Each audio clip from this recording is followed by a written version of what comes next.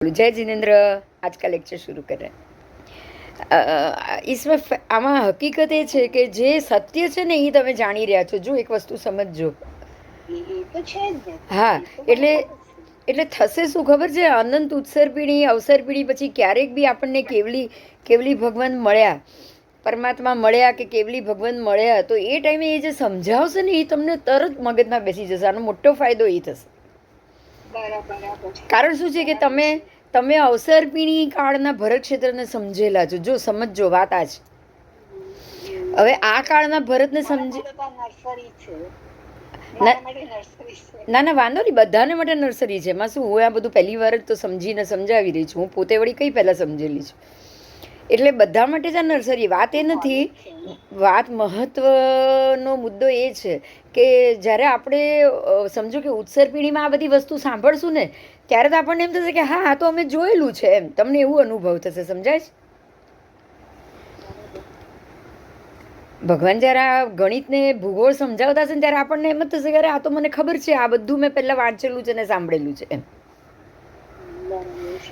હા, એટલે એ ઉદયમાં બી તરત આવી જશે. હા બોલ. એક સવાલ પૂછ્યો હતો કે કર્મ તો કપાતા હોય, આપણે ખબર છે કે આમ કર્મ આપણા છે, કર્મ આપણા છે.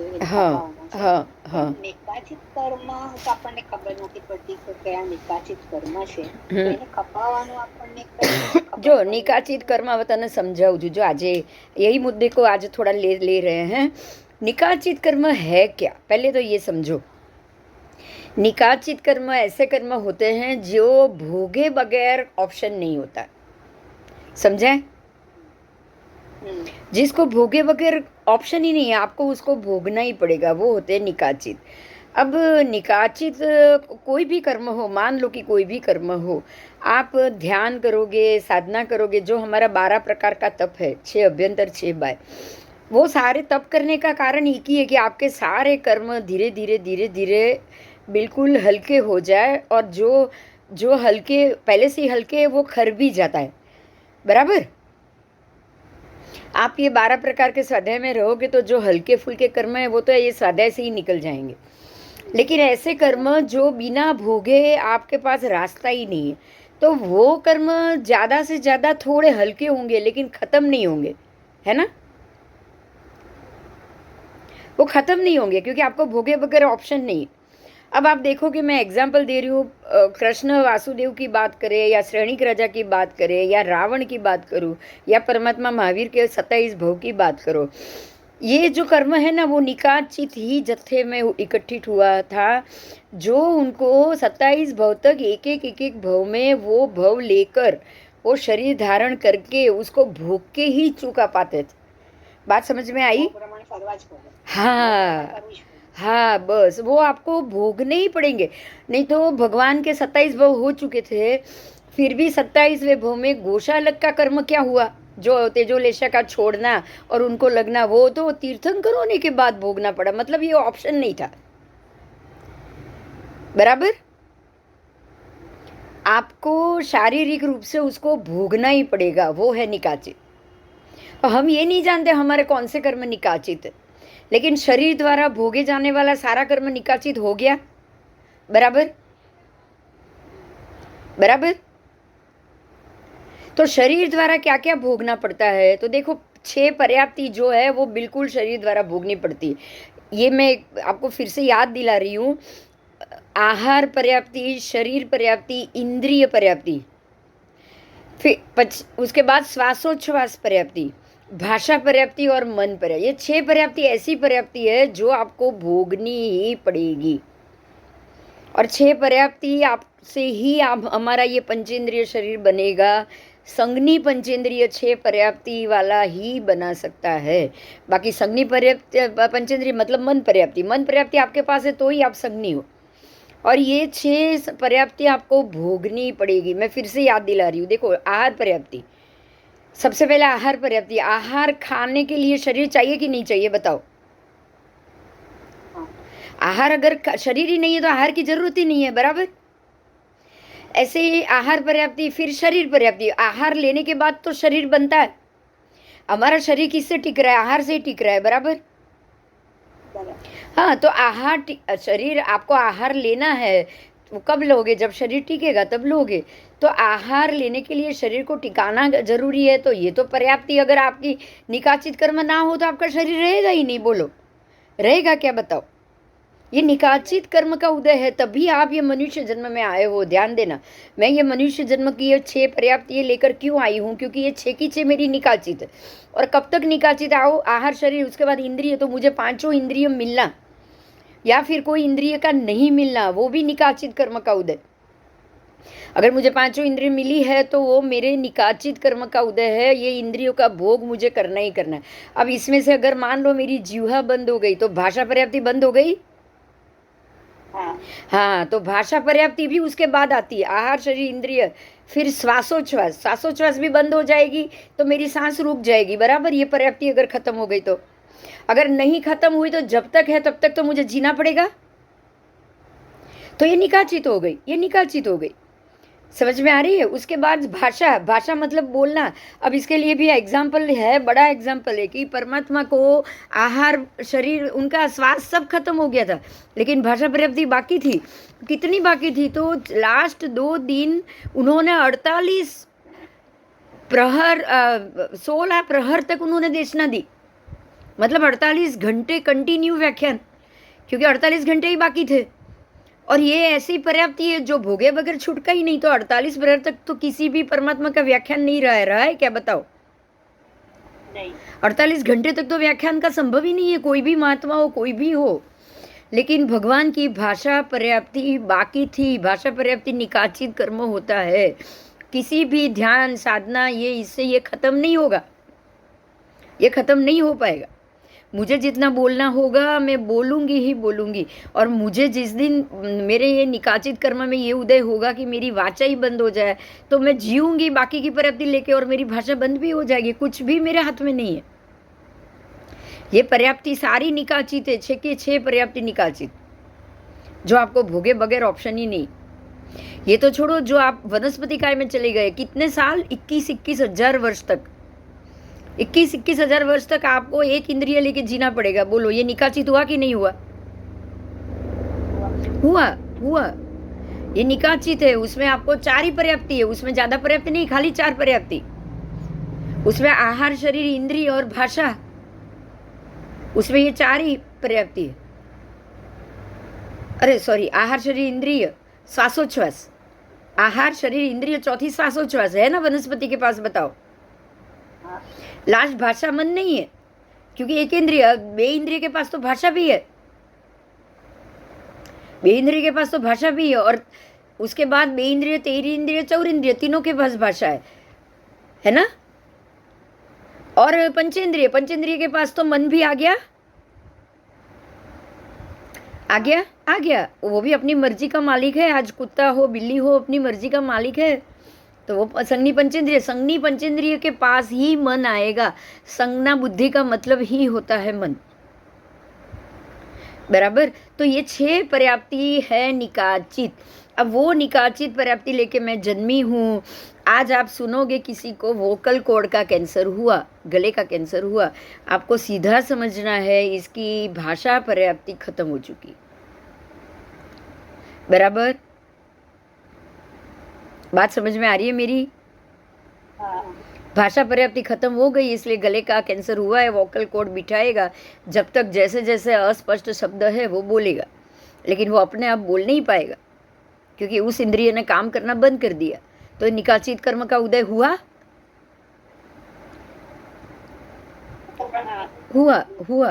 तो ये है, होता है निकाचित कर्म का फल। और निकाचित कर्म का फल आप हल्के कर सकते हो, लेकिन कभी भी खत्म नहीं कर सकते। अगर आपके हल्के हुए हैं तो आपको ये तकलीफ आएगी और अच्छे हो भी जाओगे, क्योरेबल हो जाएगी तकलीफ, क्योर हो जाएगा और आप अच्छे हो जाओगे। अगर कर्म का उदय होगा लेकिन हल्का हो गया होगा, तो हम बोलते हैं ना, सुली का जो है वो 100 से जाता है। हम बोलते हैं ना, घात, सुली की घात 100 से गई, ऐसा हम बोलते हैं कि नहीं? તો સૂળીની ઘાત 100 થી જાય કેવી રીતે? જ્યારે તમારા નિકાચિત કર્મ પાતળા અને હલકા થઈ ગયા હો તો ધર્મનો ઉદય હોય અને પુણ્યનો ઉદય હોય તો જ નિકાચિત કર્મ પાતળા થાય. હવે નિકાચિત કર્મને પતળા કરવા માટે 12 તપ સિવાય કોઈ બીજું માધ્યમ જ નથી. समझायु? 12 तप ही है जो आपके सारे निकाचित कर्मों को हल्के कर सकते हैं. 12 तप में ये प्रायश्चित, विनय, व्यावच, स्वाध्याय, कौसग और ध्यान, ये 6 अभ्यंतर आप देखोगे कि जितनी भी साधना, जितनी ध्यान, आपकी हमारी सारी क्रिया इसी में होती है. देखो, जाप, तप है कि नहीं, बोलो, ध्यान. आप जाप तो जरूर कर सकते हो. देखो, प्रायश्चित, विनय, प्रतिक्रमण है कि नहीं, बताओ. बिल्कुल प्रतिक्रमण. प्रायश्चित का अर्थ ही है प्रतिक्रमण. तो 2 टाइम का प्रतिक्रमण ये प्रायश्चित कर्म में आ जाएगा. सबकी माफी मांगो बस. जो जीव की आपसे विराधना हुई है, आज भी रोज भी हो रही है, आप तो निकाचित कर्म का उदय लेके आए हो. आपकी जरा भी इच्छा नहीं है, लेकिन निकाचित कर्म जब तक आपको जिंदा रखेगा, आपको एकेंद्रिय बेंद्रिय सबकी हत्या करनी पड़ेगी. बराबर बराबर. तो प्रायश्चित करो. प्रायश्चित, फिर विनय. विनय का मतलब क्या हुआ? तो जो छोटे से छोटे जीव को मैं खत्म कर रहा हूँ, मैं उसकी माफी मांगू, ये विनय हुआ ना. आप हल्के से हल्के जीव का विनय कर रहे हो. पैर नहीं रख रहे हो, कीचड़ है, पैर नहीं रख रहे हो, भाई जीव मरेंगे, मुझे पैर नहीं रखना. अगर ज़रूरत पड़े और अगर आपको चलना भी पड़ा पानी में या उसमें या स्विमिंग पूल में भी उतरना पड़ा, तो भी आप नियम लेते हो कि नहीं? आप नियम लेते हो कि भाई साल के 12 बार या 15 बार या 25 बार, उससे ज़्यादा मैं स्विमिंग पूल का उपयोग नहीं करूँगी. आप ये करोगे कि नहीं, बताओ. कर रहे हो, अपनी मर्जी से ही कर रहे हो, फैमिली के साथ हो इसलिए करो, लेकिन नियम लेते हो कि नहीं लेते हो, ये बोलो. लेते हो. आपके मन में तो एकेंद्रिय के अपकाय के वो प्रति जो भी पीड़ा है वो है. समझ में आई आप मेरी बात? तो निकाचित कर्म को हल्का यही करेगा. विनय, प्रायश्चित, विनय, फिर व्यावच. व्यावच ये हो गया कि आप उन सब की सेवा करो. आप जितना हो सके, अगर कोई जीव उसके अंदर तर रहे हैं या चल रहा है या रोड पे चल रहा है, तो उसको उठा के साइड में रखो. ये उसकी व्यावच हुई. हाँ, पंचेंद्रिय की करनी है ऐसा कुछ नहीं. बेइंद्रिय की भी कर सकते, तेइंद्रिय की भी कर सकते. आपको ये विनय ही है जो आप उनको, उन जीवों की रक्षा सोच रहे हो. फिर ये अरे व्यावची है, आप उसकी व्यावच कर रहे हो, है ना. एकेंद्रिय से लेके पंचेंद्रिय सबकी व्यावच करनी. निगोद की भी व्यावच करनी. मैं तो ये भी कहूँगी, निगोद के ऊपर या उसके ऊपर तो पैर रख के चलना ही नहीं है. कंद वंद तो खाना ही नहीं है, क्योंकि आप नहीं खा रहे हो, वही उसकी व्यावच है ना. हाँ. उसके बाद आ रहा है, हाँ, तू नहीं खावा ना. अब हम आलू कंद सब नहीं खाते हैं ना. 32 अनंत काय नहीं खाते, तो उसकी व्यावची कर रहे हो ना आप उसको अभयदान दे रहे हो. बराबर.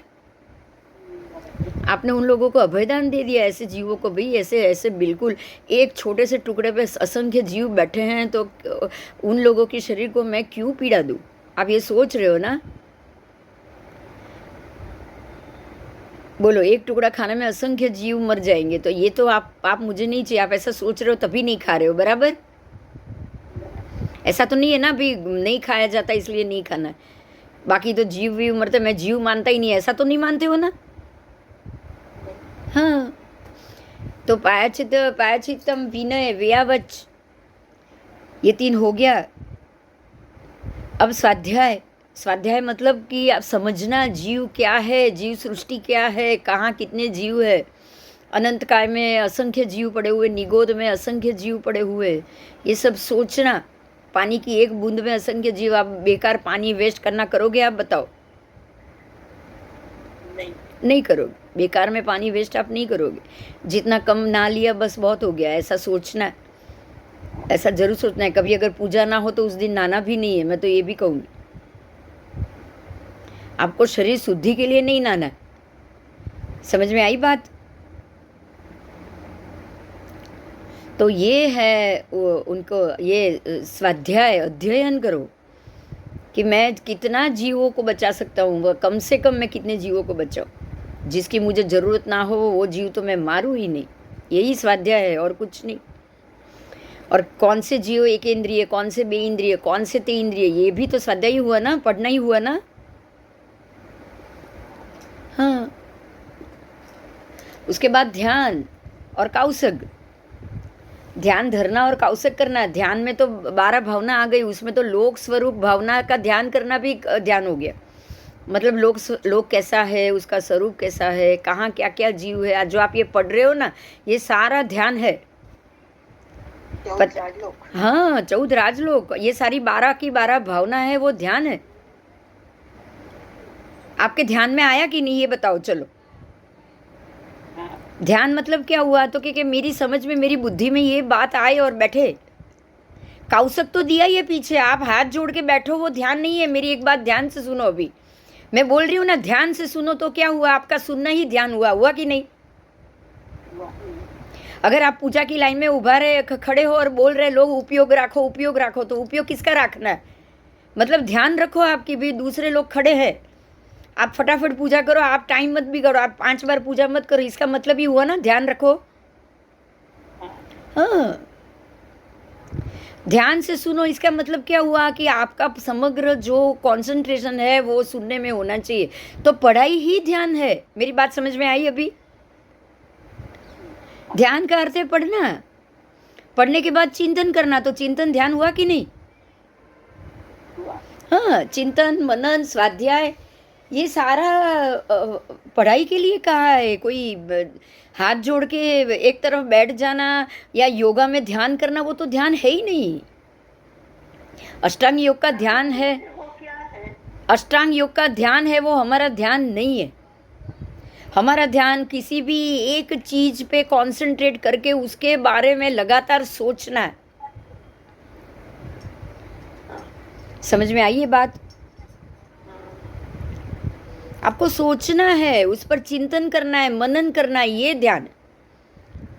काम में ध्यान રાખો, આપણે નથી बोलता। चलो, अपन तो सब जगह ये वर्ड यूज करते हैं। हाँ, हर जगह जहाँ जहाँ ध्यान वर्ड यूज कर रहे हो वो सब ध्यान है, बस। अच्छा, ध्यान ही ये है। अगर कोई काम आप मैं बोल रही हूँ और अगर आप कुछ और काम कर रहे हो, आप पूछोगे क्या बोला, तो હું શું બોલીશ, क्यों ध्यान કેમ નથી તારું? હા, તો ધ્યાન ક્યાં રાખવાનું છે બોલો હવે? ભણવામાં ધ્યાન રાખવાનું છે કે નહીં? તો ભણવું એ ध्यान નથી? ध्यान ही हुआ। हाँ, वही ध्यान हुआ, ध्यान वही हुआ। बाकी तो कौशक है। आप माला गिनने बैठो या मंत्र जाप करने बैठो, वो तो कौशक है। कौशक अजागृत में किसी भी चीज़ पे कंसंट्रेशन नहीं करके कौशक करना है, लेकिन ध्यान में तो आप जो कर रहे हो उसमें कंसंट्रेशन करना है। बराबर। हाँ, तो ये जो 6 की 6 है, ये सारी आप कर सकते हो। ये अगर कोई बोले मैं नहीं कर सकता, तो वो झूठ है, क्योंकि उसमें शारीरिक कोई क्रिया नहीं है। बराबर, ये सारी मानसिक क्रिया है ना। हाँ, तो ये 6 के 6 मानसिक हुआ। अब मानसिक से कोई कर्म बांधा है, तो जब तक मन संज्ञा नहीं मिलेगी, आप ये निकाचित कर्म भोग पाओगे? ये बताओ। चलो, नहीं। परमात्मा ने तीर्थंकर नाम कर्म निकाचित बांधा, बराबर। तीर्थंकर नाम कर्म निकाचित नाम कर्म। अब निकाचित समझो क्या है, निकाचित कर्म क्या है? तो तीर्थंकर नाम कर्म निकाचित है, चक्रवर्ती नाम कर्म निकाचित है, वासुदेव निकाचित है, प्रति वासुदेव निकाचित है। तो ये सारा ऐसा कर्म है जो बांधे बगैर आपके पास कोई रास्ता नहीं। समझ में आई ये बात? हाँ, तो पण निकाचित मतलब कि अगर परमात्मा ये सोचे कि भाई मुझे तो मोक्ष जाना है, मुझे ये सब में नहीं पढ़ना है, तो भी उनके पास कोई रास्ता नहीं। हाँ, निकाचित मतलब ये भोगे बगैर आपके पास कोई छुटका ही नहीं, कोई रास्ता ही नहीं। अब इसमें तीर्थंकर नाम कर्म में सारे आ गए। देखो, शरीर भी आ गया, बोलना भी आ गया, देशना देना था, बोलना भी आ गया, शब्द पर्याप्ति, मन पर्याप्ति, सब आ गया कि नहीं? आहार, शरीर, इंद्रिय सब आ गया। और शब्द पर्याप्ति में क्या बोलना था उनको, उन्होंने किस चीज का निकाचित बांधा? सभी जीव करू शासन रसी, निकाचित बांधा ना। हाँ, ये सभी जीव करू शासन रसी सारे सिद्ध के जीव नहीं बांधते।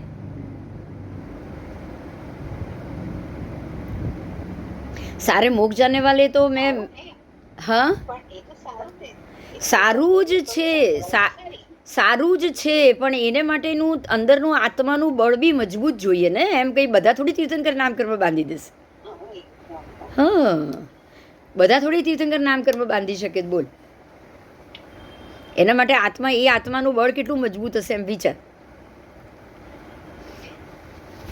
આમ જોવા જઈએ તો ઋષભદેવ ભગવાન કરતાં મરુદેવા માતા વધારે પાવરફુલ કહેવાય ને. તો એના પહેલાં મોક્ષે ગયા. પણ સારામાં સારું પુણ્યોદય ને કર્મોદય કોનું? ઋષભદેવ ભગવાનનું ને. કારણ કે એમણે તો સવિજીવ કરવું, એમને તીર્થંકર નામ કર્મ, એમને નિકાચિત કર્મ બાંધ્યું. મરુદેવા માતાને નિકાચિત કર્મ નહોતું, એટલે એમનો સ્વ મોક્ષ થઈ ગયો. સમજાયું?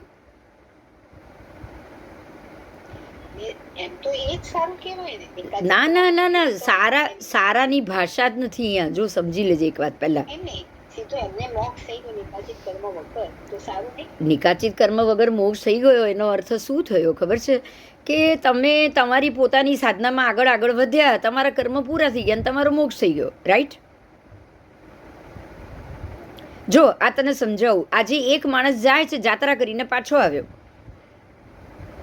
એક માણસ જાત્રાએ નીકળ્યો અને એક એવો નીકળ્યો કે જે 1 લાખ લોકોને જાત્રાએ લઈ ગયો. હવે 1 લાખને જેને જાત્રા લઈ ગયો એની જાત્રા તો કહેવાય જ ને, થઈ ગઈ ને એની. પણ એનો ટાઈમ શેમાં ગયો હતો કે આનું આ કરવામાં, આનું આ કરવામાં, એમાં ટાઈમ ગયો એનો બધો. એટલે એ નિકાચિત કહેવાય. સમજાયું હવે? કારણ કે એણે બધાની ચિંતા કરી, એને એકલાની ચિંતા નહીં કરી. હવે આ બેમાં ફેર શું પડ્યો? પેલો એકલો તો એ પોતે હું મારી એકલી સાધના કરું અને હું એકલી મોક્ષે જઉં, અને હું આવા લાખ જણને કે એવા 10 લાખ જણને સમજાવું, ધર્મ સમજાવું અને બધાને મોક્ષ લઈ જવાની પ્રેરણા કરું. તો આ બેમાં તો રાત દિવસનો ફરક ખરો કે નહીં? તો એટલે પેલું નિકાચિત થશે, આ નિકાચિત નહીં થાય. ઓલું નિકાચિત થશે કારણ કે એ કામ બી મોટું છે, એના માટે શક્તિ પણ વધારે જોઈએ. અને વધારે શક્તિ જેને માટે જોઈએ એ તો તમારે નિકાચિત પુણ્ય બાંધવું જ પડે ને. એ કંઈ શક્તિ વગર ના મળે. એના માટે કેટલું પુણ્ય બાંધે છે ખબર છે? ભગવાને 11 લાખ માસ ખમણ કર્યા ત્યારે તીર્થંકર નામ કર્મ નિકાચિત થયું છે. હા, નંદન મુનિના ભવમાં 11 લાખ માસ ખમણ કર્યા છે. એટલે આપણે એમાં સ્વાર્થીપણું કરવાનું. શું કરવાનું? નહીં, સ્વકેન્દ્રિતની વાત જ નથી. હવે મારામાં તાકાત જ નથી કે હું, મારી પહેલેથી મેન્ટાલિટી જ એવી હોય કે ભાઈ હું કંઈ મારું કામ નથી કે આ બધાને હેન્ડલ કરી શકું. ભગવાન તું તારે હું ખાલી મારી ક્રિયા કરીશ બસ. સમજાયું? કે મારામાં એટલી તાકાત નથી કે હું આ બધાને હેન્ડલ કરીશ.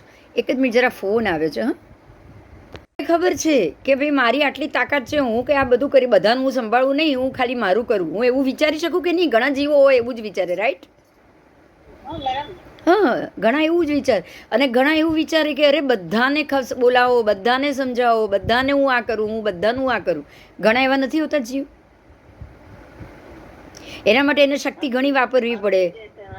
हाँ आपके जैसे आप सबको सिखा रहे हैं। हाँ, वो सिखा रही हूँ. ये तो स्वाध्याय के 5 भाग हो गए और मैं अलग चाहती हूँ. मैं चाहती हूँ भगवान की बात सही सबको पता चले, बस ऐसा ही है. ये भी एक तीर्थंकर नाम कर्म बांधने जैसा ही पुण्य है. ये तो बात सही है. क्यों? क्योंकि ये प्रवचन पद जो 20 स्थानक है ना, उसमें एक पद है प्रवचन पद. 20 स्थानक है, वो 20 स्थानक का मतलब 20 स्थान है जिसकी आराधना करने से आप तीर्थंकर नाम कर्म बांध सकते हो. तो उसमें से एक पद है प्रवचन पद. मतलब भगवान के जो प्रवचन है उसी को महत्व देना और उसी की हम प्रभाव ना करें. तो ये तो वही हो रहा है ना. हो तो वही रहा है मगर खाली इतना नहीं होगा. इसके पीछे अभी भी 1-2 भव में फिर तप करना, ये करना, सब कुछ आएगा. ऐसा नहीं कि आप इतने से में हो जाएगा, है ना. तो बात यही है कि अगर आप बहुत मेहनत करो, तन तोड़ मेहनत करो किसी काम के लिए, तो वो आपको निकाचित कर्म जरूर देगा. समझ में आ गया अभी निकाचित कर्म? हाँ, और बिना भोगे निकाचित कर्म आपके खत्म नहीं होंगे. उसको कुछ भी करके आपको भोगना ही पड़ेगा. तो हमारे जो छे ये जो है आहार, शरीर, इंद्रिय, पर्याप्ति, श्वासोच्छ्वास, भाषा और मन, ये जो 6 पर्याप्ति है, वो 6 पर्याप्ति ऐसी पर्याप्ति है कि जो भोग कर खत्म ना करो तब तक आपका मोक्ष निश्चित नहीं होता है। बराबर? एक क्वेश्चन मेरी, हाँ एक क्वेश्चन। हाँ। अच्छा, ते निकाचित कर्म खराब खराब कर्म नहीं सेवे ना ना ना ना ना ना ना, निकाचित कर्म शुभ भी होता है। देखो, चक्रवर्ती बनना, तीर्थंकर बनना निकाचित कर्म में शुभ ही है, पर आपके कर्म के ऊपर से भी वो फल देगा ना। अगर जो चक्रवर्तियों को, चक्रवर्ती के लिए फिक्स है, अगर आपने अगर ये मोक्ष गए तो मोक्ष गए, नहीं तो वो नरक में जाएंगे। चक्रवर्ती के लिए वासुदेव तो नियमा नरक में जाएंगे, वो तो कभी मोक्ष जा ही नहीं सकते। ये निकाचित कर्म आप उसके लिए तब साधना कर रहे हो और निकाचित बांध रहे हो, पर निकाचित बांधने के बाद जो गति है वो तो आपके कर्म के हिसाब से ही होगी। तो निकाचित कर्म का शुभ फल भी मिल सकता है, अशुभ भी मिल सकता है। એટલે આપણે એમ કહેતા હોય ને કે ભાઈ નિકાચિત કર્મને જ્યાં સુધી ક્ષય નહીં થાય ત્યાં સુધી તમારે જન્મ મરણના ફેરા, તો એટલે આપણા સાધારણ માણસને તો આવું જ હોય ને કે સારા સાધારણ માણસમાંથી જ નિકાચિત આવા કર્મ બાંધવાવાળા નીકળે છે ને. હા, ભગવાનના સમોસરણમાંથી 10 શ્રાવક શ્રાવિકા એવા હતા જેણે તીર્થંકર નામ કર્મ બાંધ્યું છે. બોલો, આ તો આજથી 2500 વર્ષ જૂની જ વાત છે, બહુ જૂની વાત નથી. આજથી 2600 વર્ષ જૂની જ વાત છે ને. આ 10 શ્રાવક શ્રાવિકા છે કે જેણે તીર્થંકર નામ કર્મ બાંધ્યું છે. બોલો, સમજાય છે? બધા ત્રીજે ભવે, આ બધા ત્રીજે ભવે મોક્ષ જવાના તીર્થંકર બની. જેના અત્યારે આ ભવે જે तीर्थंकर नाम कर्म बांधे न तीजे भवे उदय में आवश्य। तो उन लोगों ने क्या किया ऐसा? तो ये जो 20 स्थानक है उसकी तीव्रता से रक्षा की और तीव्रता से उसके लिए लड़े। आज अगर मैं इतनी तीव्रता करूँगी ना कि नहीं भगवान की बात सच है और ये बात मैं सबके सामने लाऊं ही लाऊं, कुछ भी करूँ लेकिन परमात्मा की बात सही है वो मैं बाहर लाने की कोशिश करूँ, जितनी मेरी तीव्रता बढ़ेगी उतना ये निकाचित हो जाएगा। बोलो, कोई भी कर्म निकाचित कैसे होगा? आपकी तीव्रता बढ़ेगी तो वो निकाचित। तो कर्म तीव्र बंधे। हाँ,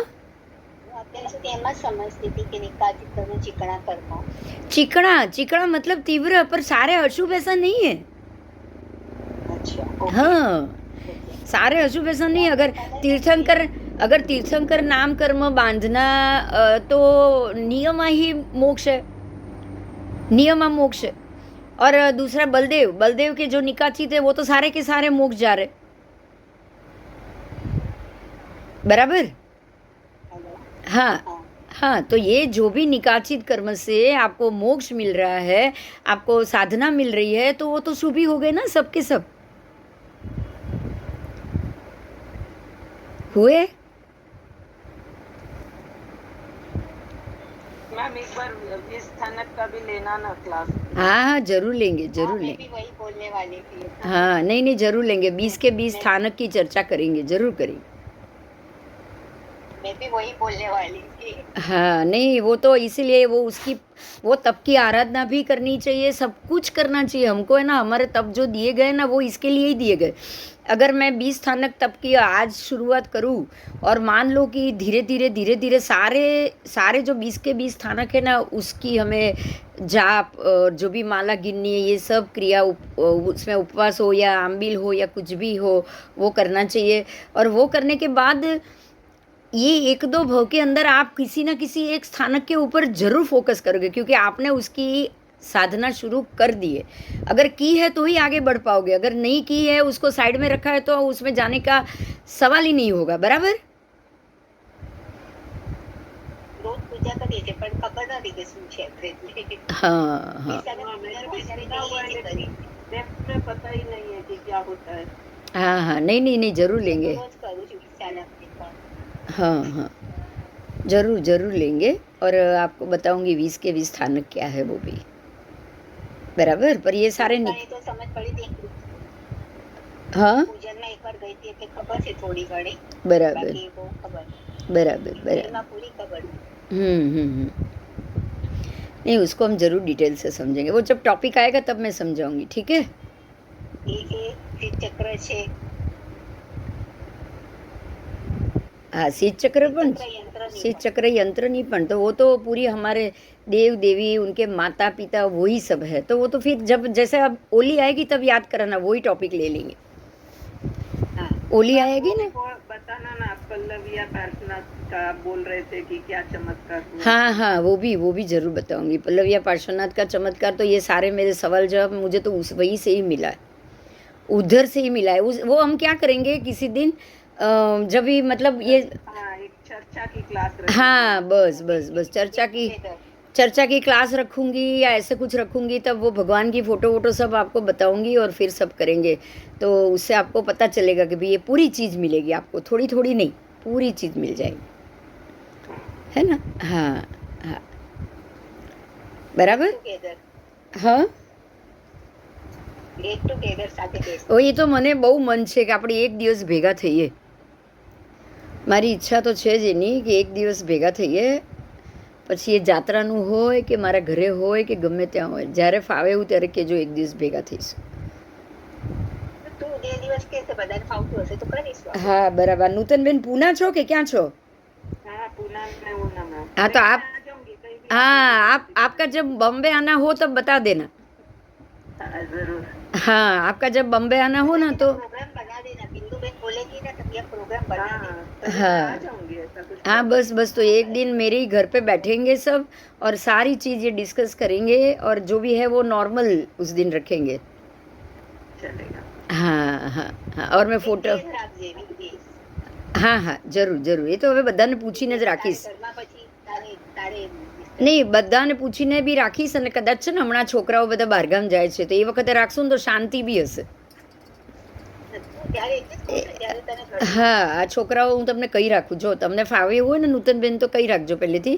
આ લોકો બધા 28 અરે 25 તારીખથી અઠવાડિયું નથી, 25થી 3 જાન્યુઆરી સુધી ઘરમાં છોકરાઓ નથી, મારા બે બચ્ચાઓ. બધા બહાર છે. હા. હા, તો જો ફાવે એવું હોય તો જોજો, એ વખતે રાખશું આપણે, બરાબર? चलेगा। હા હા હા आफ्टर दिस कन्वीनियंट होगा नूतन जी. હા, બસ બસ બધાને. प्लान में तो मैं बैंगलोर जा रही हूँ, फिर बॉम्बे भी आ रही हूँ, शादियाँ है, लोनावला बॉम्बे। आप जब आओ ना, अभी अभी नहीं हुआ तो आप जब आओ तभी एक 4 घंटे भी निकाल पाओ तो उस हिसाब से बता देना सबको। चलेगा। हाँ सब बॉम्बे के ही है। हाँ, बाकी तो सब अभी तो हम जो है 3-4 तो यही के ही है। हाँ, चलो अभी हम जम्बू द्वीप की बात कर रहे थे, कल आए थे पढ़ाई में, अभी मैं इसके वर्ड बोल रही हूँ, उसके साथ जम्बू द्वीप को हम समझ रहे हैं, बराबर? देखो अभी यहाँ पे ही आपको आकृति भी मिलेगी, 1 मिनट में आपको बता दूँ। देखो देखो, ये आकृति साथ में ही है, पहले मैं ये आकृति देख लेती हूँ, फिर मैं वहाँ से 2-2 वर्ड बोलूँगी, आप उसको समझते जाओ, बराबर?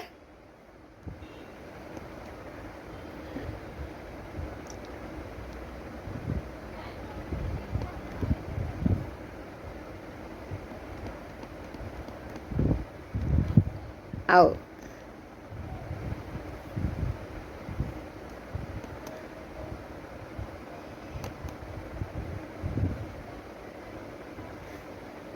देखो दिख रही है आकृति? हाँ देखो, अभी ये जो जम्बू द्वीप है उसको यहाँ बिल्कुल थाली जैसा गोल बोला है। देखो ये मेरा कर्सर घूम रहा है, दिख रहा है? चारों तरफ ये ब्लू रंग का है ना, वो लवण समुद्र है। ये जो ब्लू रंग का है वो लवण समुद्र है, जो 2 लाख योजन गोलाई में, तो टोटल यहाँ से भी 2, यहाँ से भी 2, तो 4 लाख लवण हो गया। हाँ, यहाँ एंड से लेके यहाँ एंड तक 1 लाख जम्बू द्वीप को छोड़ के 2 लाख इधर, 2 लाख इस तरफ, बराबर? अब ये जो जम्बू द्वीप है वो कैसा है, तो थोड़ा उसकी बात करेंगे, ये द्वीप कैसा है। आओ, जम्बू द्वीप सबसे छोटा है, मतलब ये जो यहाँ पे असंख्य द्वीप समुद्र है उसमें से ये द्वीप सबसे छोटा है। कैसा है?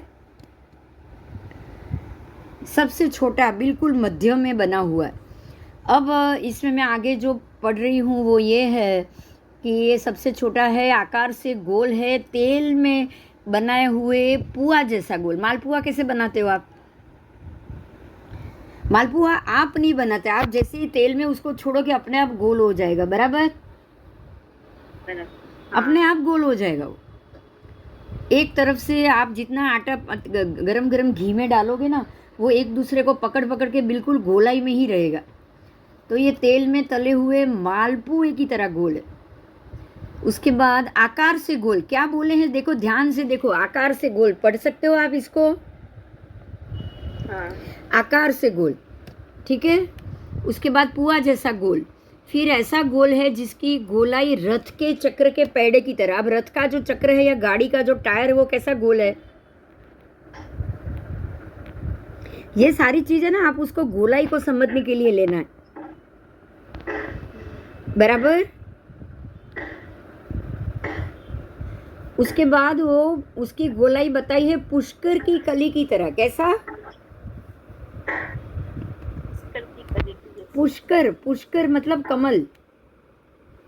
कमल की जो कली होती है वो बिल्कुल पुष्कर, पुष्कर का मतलब ही है कमल, और बिल्कुल उसी की तरह ये गोल है कमल की कली। उसकी भी मैं आपको तस्वीर बताऊंगी कि कैसी है, यहाँ रखूंगी आपको, बाद में आपके हमारे आईडी पर रखूंगी, आपको पता चल जाएगा कि ये कैसी गोल होती है, ठीक है। ऐसा ही गोल। तो ये पूर्णिमा के परिपूर्ण चंद्रमा के चंद्रमंडल, वो भी गोल होता है ना आकार में?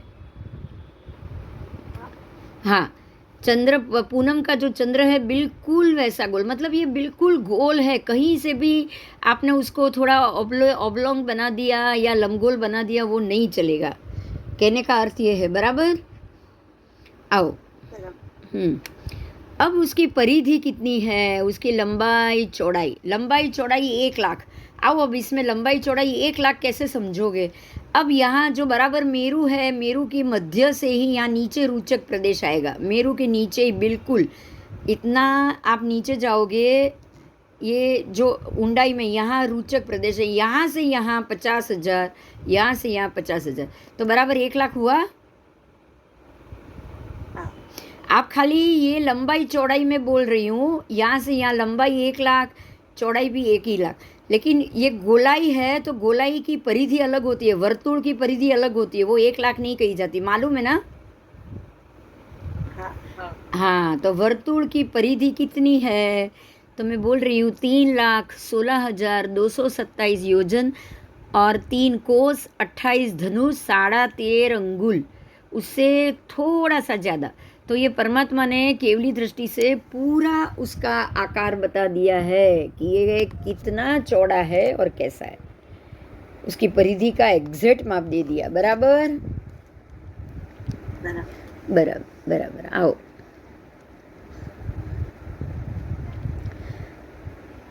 अब इसको जगती से, उसके जगती से सुनगर के प्राकार जैसे कोट की तरफ चारों तरफ से ये घेरा हुआ है।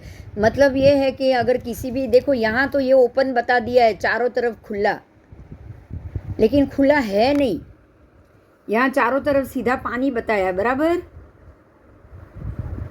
पर ये जो किनारा है, पूरी किनारा बॉर्डर 8 योजन ऊंची दीवार है। क्या है? कितनी दीवार है? 8 योजन ऊंची। कितनी? 8 योजन ऊंची। यहाँ पे ये 8 योजन ऊंची जाड़ी दीवार है, और वो दीवार को जगती कहा गया है। उस दीवार को जगती बोला गया है, जगती।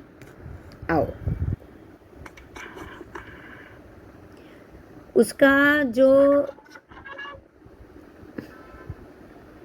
8 योजन ऊंची और 12 योजन जाड़ी, उसका जो विस्तार है वो 8 योजन ऊंचा है और 12 योजन जाड़ा है।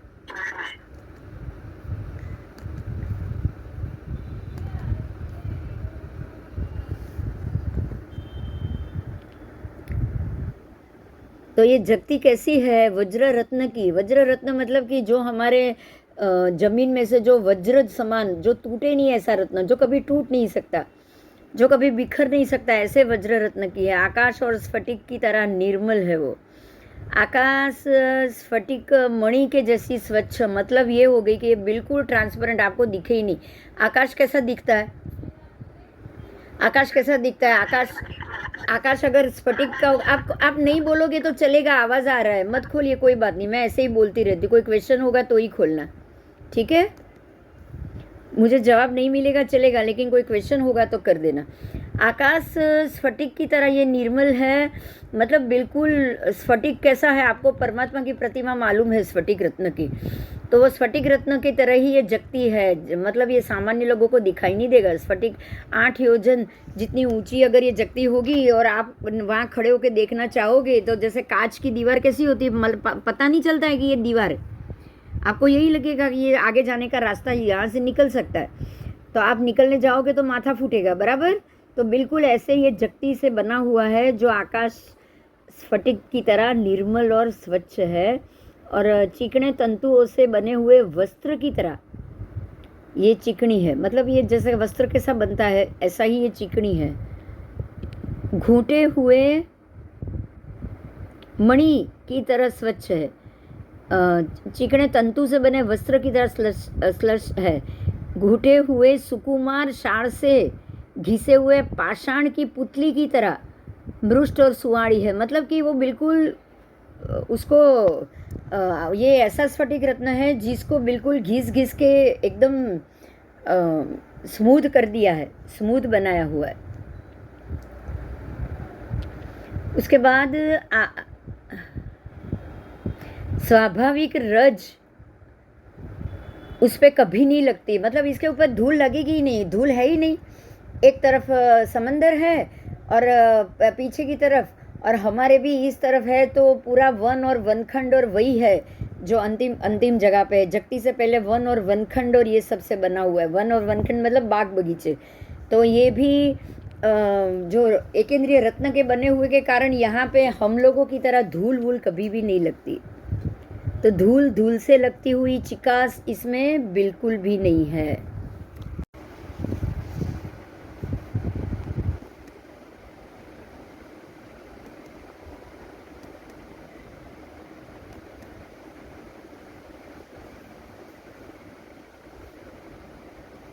अब उसके बाद देखेंगे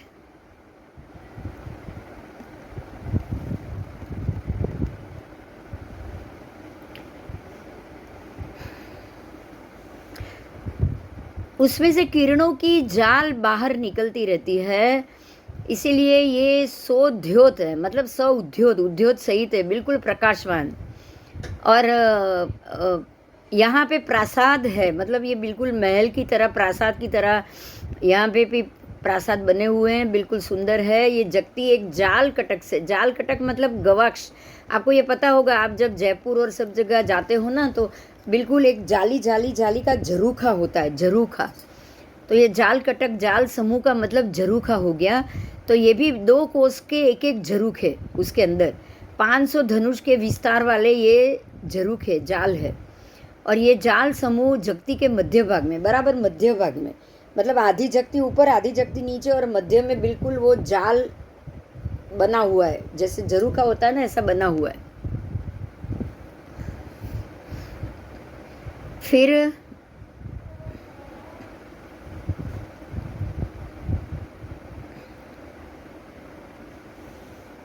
ये जाल कटक सर्व प्रकार से रत्नमय है, ये भी रत्नमय है, रत्न से ही बनी हुई जाली है। हम तो यहाँ लोखंड और उसकी जाली बनाएंगे या आरस की जाली बनाएंगे, लेकिन यहाँ रत्न की ये जाली होती है। तो ये सर्व प्रकार से रत्नमय, स्वच्छ, निर्मल, श्लष्ण, लष्ट और बिल्कुल स्फटिक की तरह निर्मल और उसी की है। तो ये जो आपको बताई गई है वो जगती का वर्णन हो गया। अब ये 8 योजन ऊंची और 12 योजन चौड़ी ये जो जगती है, 12 योजन आप समझ सकते हो कितनी बड़ी, पूरी अयोध्या नगरी पहले की वो 12 योजन की थी, इतनी बड़ी उसकी चौड़ाई हो गई, दीवार की चौड़ाई उतनी है, 12 योजन जितनी। सुनगर के प्राकार कोट की तरह, बिल्कुल कोट बन गया ना, आज कोई अगर किला है तो किले का कोट कैसा होता है, ऐसी ये जगती है। उसके ऊपर के भाग में बराबर बीच में जो 12 योजन चौड़ी है उसके बराबर मध्य में पूरी जगती में ऐसे गोल घूमते हुए 1 लाख योजन का जो एरिया है, 3,16,000 परिधि है वो एरिया 3,16,000 की, बराबर मध्य भाग में ऐसे पूरा गोल गोलाई में पूरा 3,16,000 पूरा एरिया पद्मवर वेदिका है। पद्मवर वेदिका मतलब कि कमल, कमल की वेदिका, पूरा गार्डन बगीचा बना हुआ है। समझ में आया? पूरा बगीचा मान लो कि जैसे ये जगती है 12 योजन चौड़ी। देखो यहाँ बीच में आपको ये पूरा एरिया मिल रहा है ना खड्डे का, दिख रहा है आपको? मैं बता रही हूँ कुछ।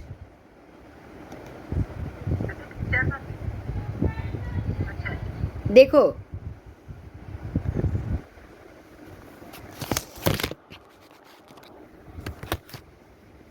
ये जो 12 योजन, मान लो कि ये चौड़ी है 12 योजन, बराबर? अभी दिख रहा है?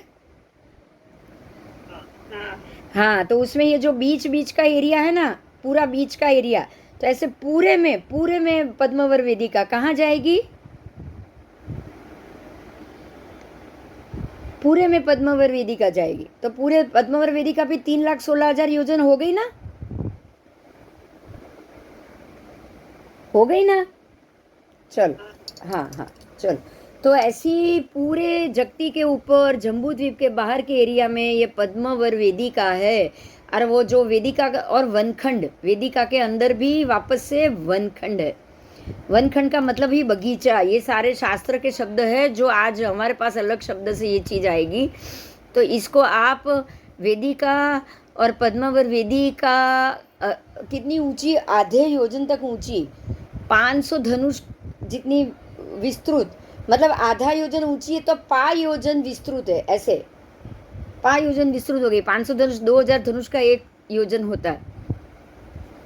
तो और ये बिल्कुल पूरी की पूरी रत्नमय है। इसमें जो झाड़ पान है वो भी रत्न के, उसमें जो पेड़ पौधे हैं, मिट्टी हो या फूल हो, सब रत्न का है। वहाँ मिट्टी होती ही नहीं। मिट्टी का मतलब पृथ्वी का रत्न, वहाँ मिट्टी ही पृथ्वी का रत्न।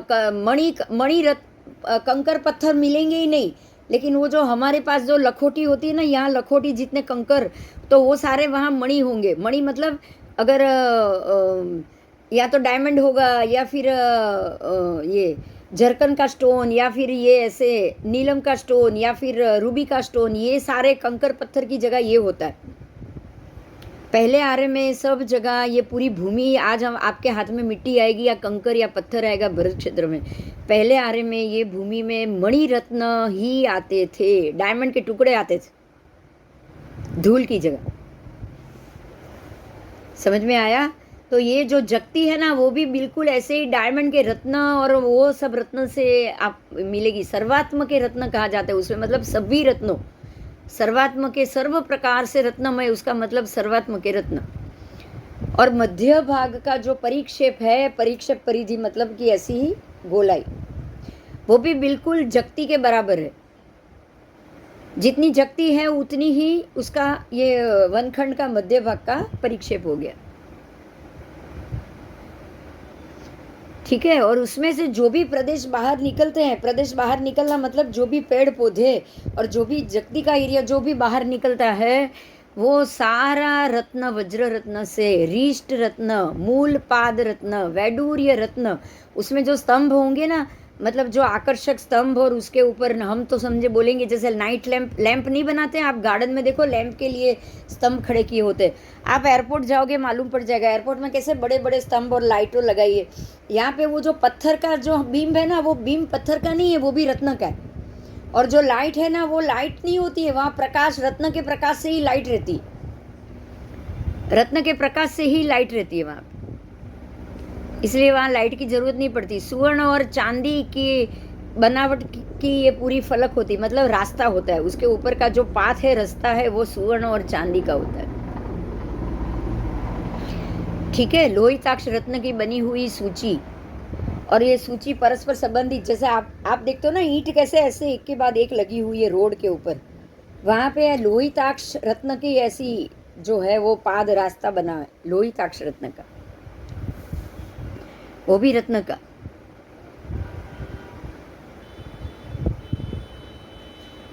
ठीक है? तो ये जो है वो सारा आपको ये समझना है, ये पहले आर्य में जो व्यवस्था थी वो ही व्यवस्था आपको यहाँ मिलेगी, क्योंकि ये भी पहले आर्य का ही समय की बात आप कर रहे हो। ठीक है, जगती कभी भी ख़त्म नहीं होगी, जगती वैसी की वैसी रहेगी। अगर ये आर्य में भी जगती है, हाँ पानी अंदर आ चुका है इसलिए जगती पानी में चली गई। मेरी बात समझ में आ रही है आपको? 5वें 6ठे आर्य तक। अब देखो, अब ध्यान से सुनो, जो बात है वो मैं आपको समझाना चाहती हूँ। जब अजितनाथ भगवान के वक्त दूसरे आर्य का समय था, सेकंड आर्य का, 50 कोड़ा-कोड़ी सागरोपम समय निकल चुका था। मतलब कि ऋषभदेव भगवान से लेके अंतिम भगवान तक का जो एक कोड़ा-कोड़ी सागरोपम का समय होता है, वो आधा समय निकल गया था, आधा समय निकल गया था, आधा समय। तो वो समय निकलने के बाद जब अजितनाथ भगवान का समय आया, तब हुए दूसरे चक्रवर्ती, हुए सगर चक्रवर्ती। और पहले चक्रवर्ती ऋषभदेव भगवान के समय हो गए भरत चक्रवर्ती, दूसरे चक्रवर्ती हुए अजितनाथ भगवान के समय। तो वो सगर चक्रवर्ती के 60,000 पुत्र थे, और सगर चक्रवर्ती ने जब ये पूरा जीतने के लिए सब निकाला, जो चक्रवर्ती खंड जीतने जाते हैं, तो उसके 60,000 पुत्र वो ढूंढने के लिए निकले थे। लेकिन वो 60,000 पुत्रों की मृत्यु हो गई, और मरने के बाद सारे नाग कुमार योनि में देव बने। बात मेरी समझ में आ रही है? जो 60,000 पुत्र थे वो सगर चक्रवर्ती के जीतने निकले थे 6 खंड, और 6 खंड जीत के तो आ गए, लेकिन 60,000 पुत्र की मृत्यु हो गई, और वो सारे मरने के बाद नाग कुमार योनि में देव बने। ओके, अब ये सगर चक्रवर्ती ने ये तय किया, क्योंकि अजितनाथ भगवान के समय से ही ये कहा गया था कि अब ये 5वां रहा आएगा, 6ठा रहा आएगा, धीरे धीरे सारी चीज़ प्रकृति की लोप होती जाएगी, तो शत्रुंजय है वो भी छोटा हो जाएगा। ये बात तो आज की नहीं है, क्योंकि भगवान के वक्त वो 84 योजन ऊंचा था पहाड़। आज तो आपको 84 योजन क्या, 84 किलोमीटर भी नहीं मिलेगा। मिलेगा बताओ? है आज उतना ऊंचा? नहीं है, नहीं है। तो मतलब ये हो गया कि ये जो बात है वो आज की तो है नहीं, परमात्मा की कही हुई है। तब सगर चक्रवर्ती ने ये सोचा कि ये शत्रुंजय पर्वत नष्ट ना हो जाए, इसके लिए उसने क्या किया था कि सारी जो जगती में जीत के तो आ गया, 6 खंड जीत के तो आ गया, तो जहाँ जहाँ 6 खंड जीता था, तो वो 6 खंड के एरिया में जितनी जगती आएगी ना, वो सारी जगती के नीचे उसने बाकोरे बनाए, बाकोरे। अब तो जगती तो रत्नमय है, हमसे तो टूटेगी नहीं, इसलिए उसने जो अपने 60,000 पुत्र देव बने थे ना, उसकी सहाय ली। किसकी सहाय ली? नाग कुमार योनि के वो 60,000 देव जो उसके पुत्र थे। अब वो देव बने, देव बनने के बाद वो पिता को हेल्प करने आएंगे कि नहीं? आएंगे, आएंगे ही आएंगे, आएंगे। अगर मेरी कोई सहेली देव बनेगी तो वो मुझे हेल्प करने जरूर आएगी। तो बराबर इस तरह से वो 60,000 पुत्रों ने जो देव बन चुके थे, उन्होंने ये बाकोरे बनाए। बाकोरे मतलब होल बनाया जगती में नीचे के भाग में, और लवण का पानी अंदर लाए। लवण का पानी अंदर धीरे धीरे धीरे धीरे आना तब से शुरू हुआ है। अब तक आपको पता है ये जगती तो दिखाई नहीं देती, और कितना ज़्यादा पानी अंदर आ रहा है। अब इसका अगर आप ध्यान से इसके ऊपर सोचो तो मालूम पड़ेगा कि आज से 15,000 साल पहले जितना पानी था, उससे आज असंख्य गुना पानी बढ़ चुका है, और बहुत सारे द्वीप समुद्र पानी में अंदर डूब गए। अभी हम थोड़े ही साल पहले की बात करेंगे, मुनि सूरत स्वामी के बाद जब नेमनाथ भगवान आए, उनको तो ज़्यादा समय नहीं हुआ है, 8-10 हज़ार समय उतना ही साल हुआ होगा। तो नेमनाथ भगवान के वक्त जो द्वारिका नगरी थी, वो सारा आज आपको समंदर के अंदर ही डूबी हुई मिली। आज आपके सामने है ही नहीं, वो सारा एरिया नीचे डूब चुका है। और द्वारिका का जो पानी में डूब गई है, नीचे से अवशेष भी मिले हैं, क्योंकि आज तो हम नीचे तक जा सकते हैं ना देखने के लिए समुद्र में, तो नीचे अंदर द्वारिका की नगरी के अवशेष भी आज उसी जगह पे मिल रहे। और बहुत सारे द्वीप बन चुके हैं, बहुत सारे शहर डूब भी चुके। वो शहर डूब जाएगा ना, थोड़ा इतना तक आधा डूब जाएगा तो वो एक द्वीप बन जाएगा। बनेगा कि नहीं बताओ? जितने जितने शहर का भाग अंदर डूबता जाएगा, उसमें से थोड़ा थोड़ा ऊंचा ऊंचा भाग जो बाहर निकलेगा, वो सारे द्वीप कहे जाएंगे। अभी तो कुछ साल के अंदर ये अंडमान निकोबार और ये सारे द्वीप भी डूबने की कगार पर पहुंच चुके, हो सकता है कि 25 साल के बाद ये द्वीप भी आपको मिले नहीं नक्शे में। क्यों? क्योंकि पानी अंदर आ रहा है। बात समझ में आ रही? समुद्र की पानी का एरिया बढ़ रहा है। अब समुद्र का एरिया कैसे बढ़ेगा? वो जगती से धीरे धीरे पानी अंदर आएगा तो बढ़ेगा कि नहीं? बोलो। बढ़ेगा। आज अगर एक आप नाव में बैठे हो, नाव में आप 10 छेद करोगे तो धीरे धीरे पानी ऊपर आएगा ना, पानी ऊपर बढ़ता जाएगा। इसी तरह से ये जम्बू द्वीप के ये 6 खंड के जो राजा थे, उसने देव नागकुमार देव की सहाय से 6 के 6 खंड में उसने ऐसे ही बना दिया है। तो जिसके कारण पानी अंदर आ रहा है, तो पानी अंदर आएगा तो भरत क्षेत्र अपने आप छोटा होगा। क्षेत्र छोटा हो रहा है क्योंकि क्षेत्र को पानी कवर कर रहा है। अब ये बात में तो कोई अतिशयोक्ति है नहीं, इसमें तो झूठ मानने की कोई कारण नहीं है कारण पानी बढ़ रहा है, हम जानते हैं। है कोई कारण? नहीं, कोई कारण नहीं। धीरे धीरे कब ये मुंबई भी डूब जाएगा? कितने साल से बोल रहे हैं, बोलो, बोल रहे कि नहीं लोग?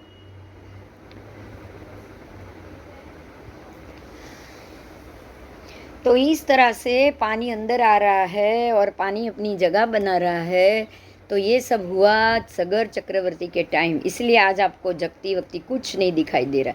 तो ये जब हम छठे आरे की तरफ जा रहे हैं उसकी निशानी है। आओ इसी चीज़ को हम ये पिक्चर में समझे ज़रा कि ये कैसे हो रहा है।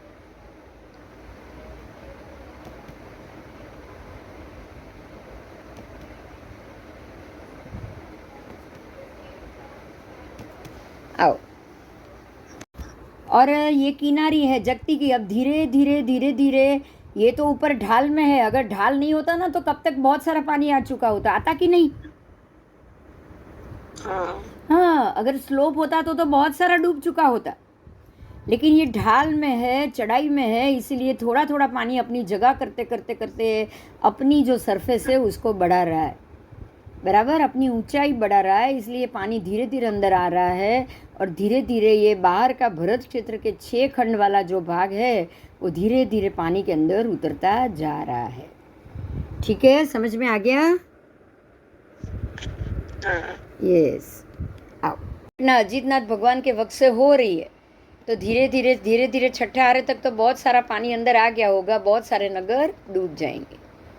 अब ये तो हो गया आपकी हमारी धरती की बात। अब थोड़ी आकाश की बात भी जान ले, ठीक है? इसमें सब चीज़ आगे आगे थोड़ी थोड़ी आएगी। हम थोड़ी थोड़ी इसको पढ़ते जाएंगे ना तो आपके दिमाग में बिल्कुल बैठती जाएगी।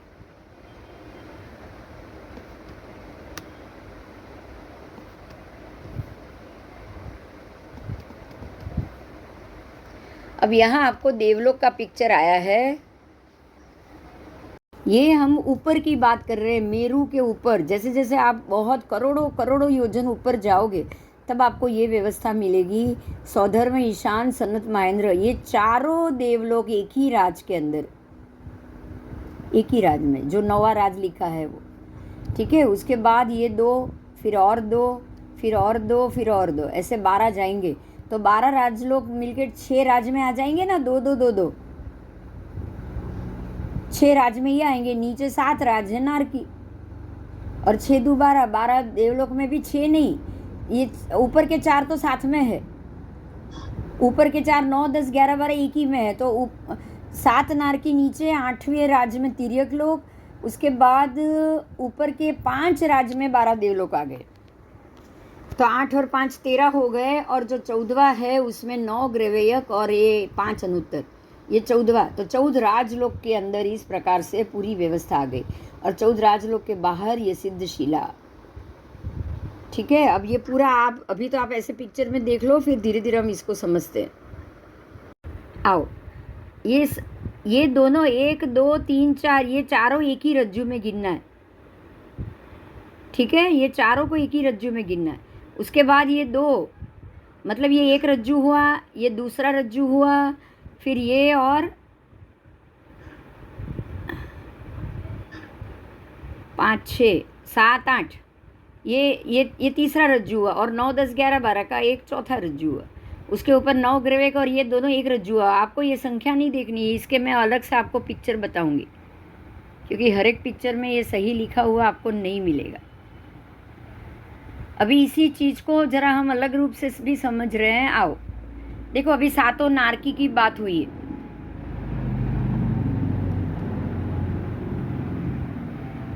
आओ अब यहाँ सातों नारकी का पिक्चर है। उसमें यहाँ ये है मेरू का एरिया, ये है मेरू।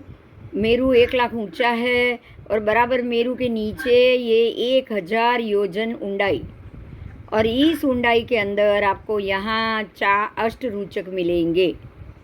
ठीक है, मेरू के जो 1000 योजन नीचे भूमि में ऊंडाई है, वहाँ 900 योजन छोड़कर ऊपर के 900 नीचे के 100 इतनी जगह के बीच में यह अष्टरूचक प्रदेश, और ये अष्टरूचक के प्रदेश के नीचे असंख्य योजन तक ये द्वीप समुद्र नीचे उतर रहे हैं। बराबर, हमने ये पहले पाठ कर लिया था, याद आ गया?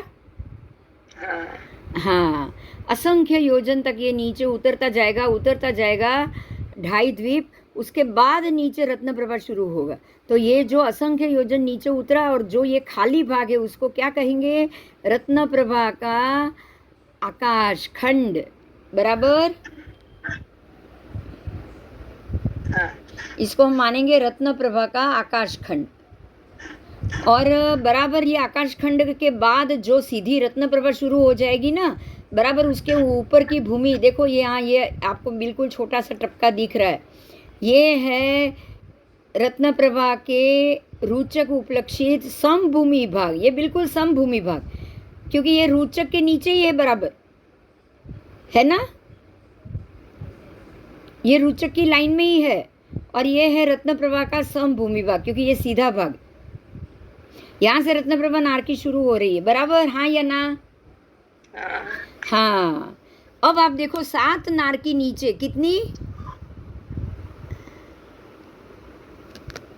यहाँ आपको 7 नारकी दिखेगी। पहली नारकी रत्नप्रभा जो 1,80,000 योजन की है, तो रत्नप्रभा शुरू हुई वहाँ से 1,80,000 योजन तक नरक, उसके बाद वही आकाशांतर घनवात तनवात सब आ जाएगा।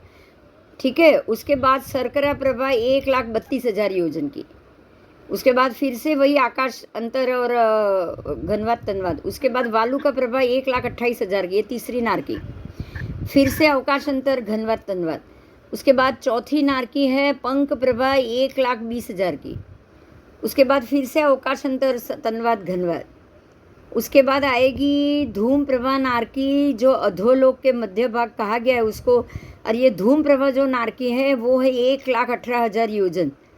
उसके बाद वापस घनवात अवकाश अंतर घनवात तनवात, उसके बाद फिर से जो नारकी आई है वो है तम प्रभा। तम प्रभा नारकी है 1,16,000 योजन, और वो भी वही अवकाशांतर घनवात तनवात के नीचे फिर से घनवात तनवात अवकाशांतर। उसके बाद आएगी सप्तम नारकी तमस्तम प्रभा, वो भी पहले अवकाशांतर, उसके बाद घनवात तनवात घनोदधि, उसके बाद ये 7वीं नारकी तमस्तम प्रभा, उसके बाद फिर से घनोदधि घनवात तनवात और अवकाशांतर। मतलब कि घनोदधि घनवात तनवात और अवकाशांतर के बीच में ही सारी नारकी स्थित है। तो ये 7 रज्जु हो गए आपके 7 नारकी के। अब आप ये सोचो कि पूरी 14 राजलोक में 7 रज्जु 7 नारकी हो गई, तो 7 नारकी की शुरुआती मध्य होगा सबका, क्योंकि 7 नारकी नीचे है 7 रज्जु, तो 7 रज्जु ऊपर भी होंगे कि नहीं? तो ये जो रुचक है वो बराबर मध्य में हुआ ना। ये 14 राजलोक का मध्य भाग रुचक प्रदेश हुआ, क्योंकि उसके नीचे 7 नरक और ऊपर 7 रज्जु में ये देवलोक और वो सब तिर्यक लोग ऊर्ध्वलोक मिलके 7 रज्जु और अधोलोक खाली 7 रज्जु, तो बराबर अष्टरूचक प्रदेश है वो बराबर मध्य भाग में हुए। बराबर,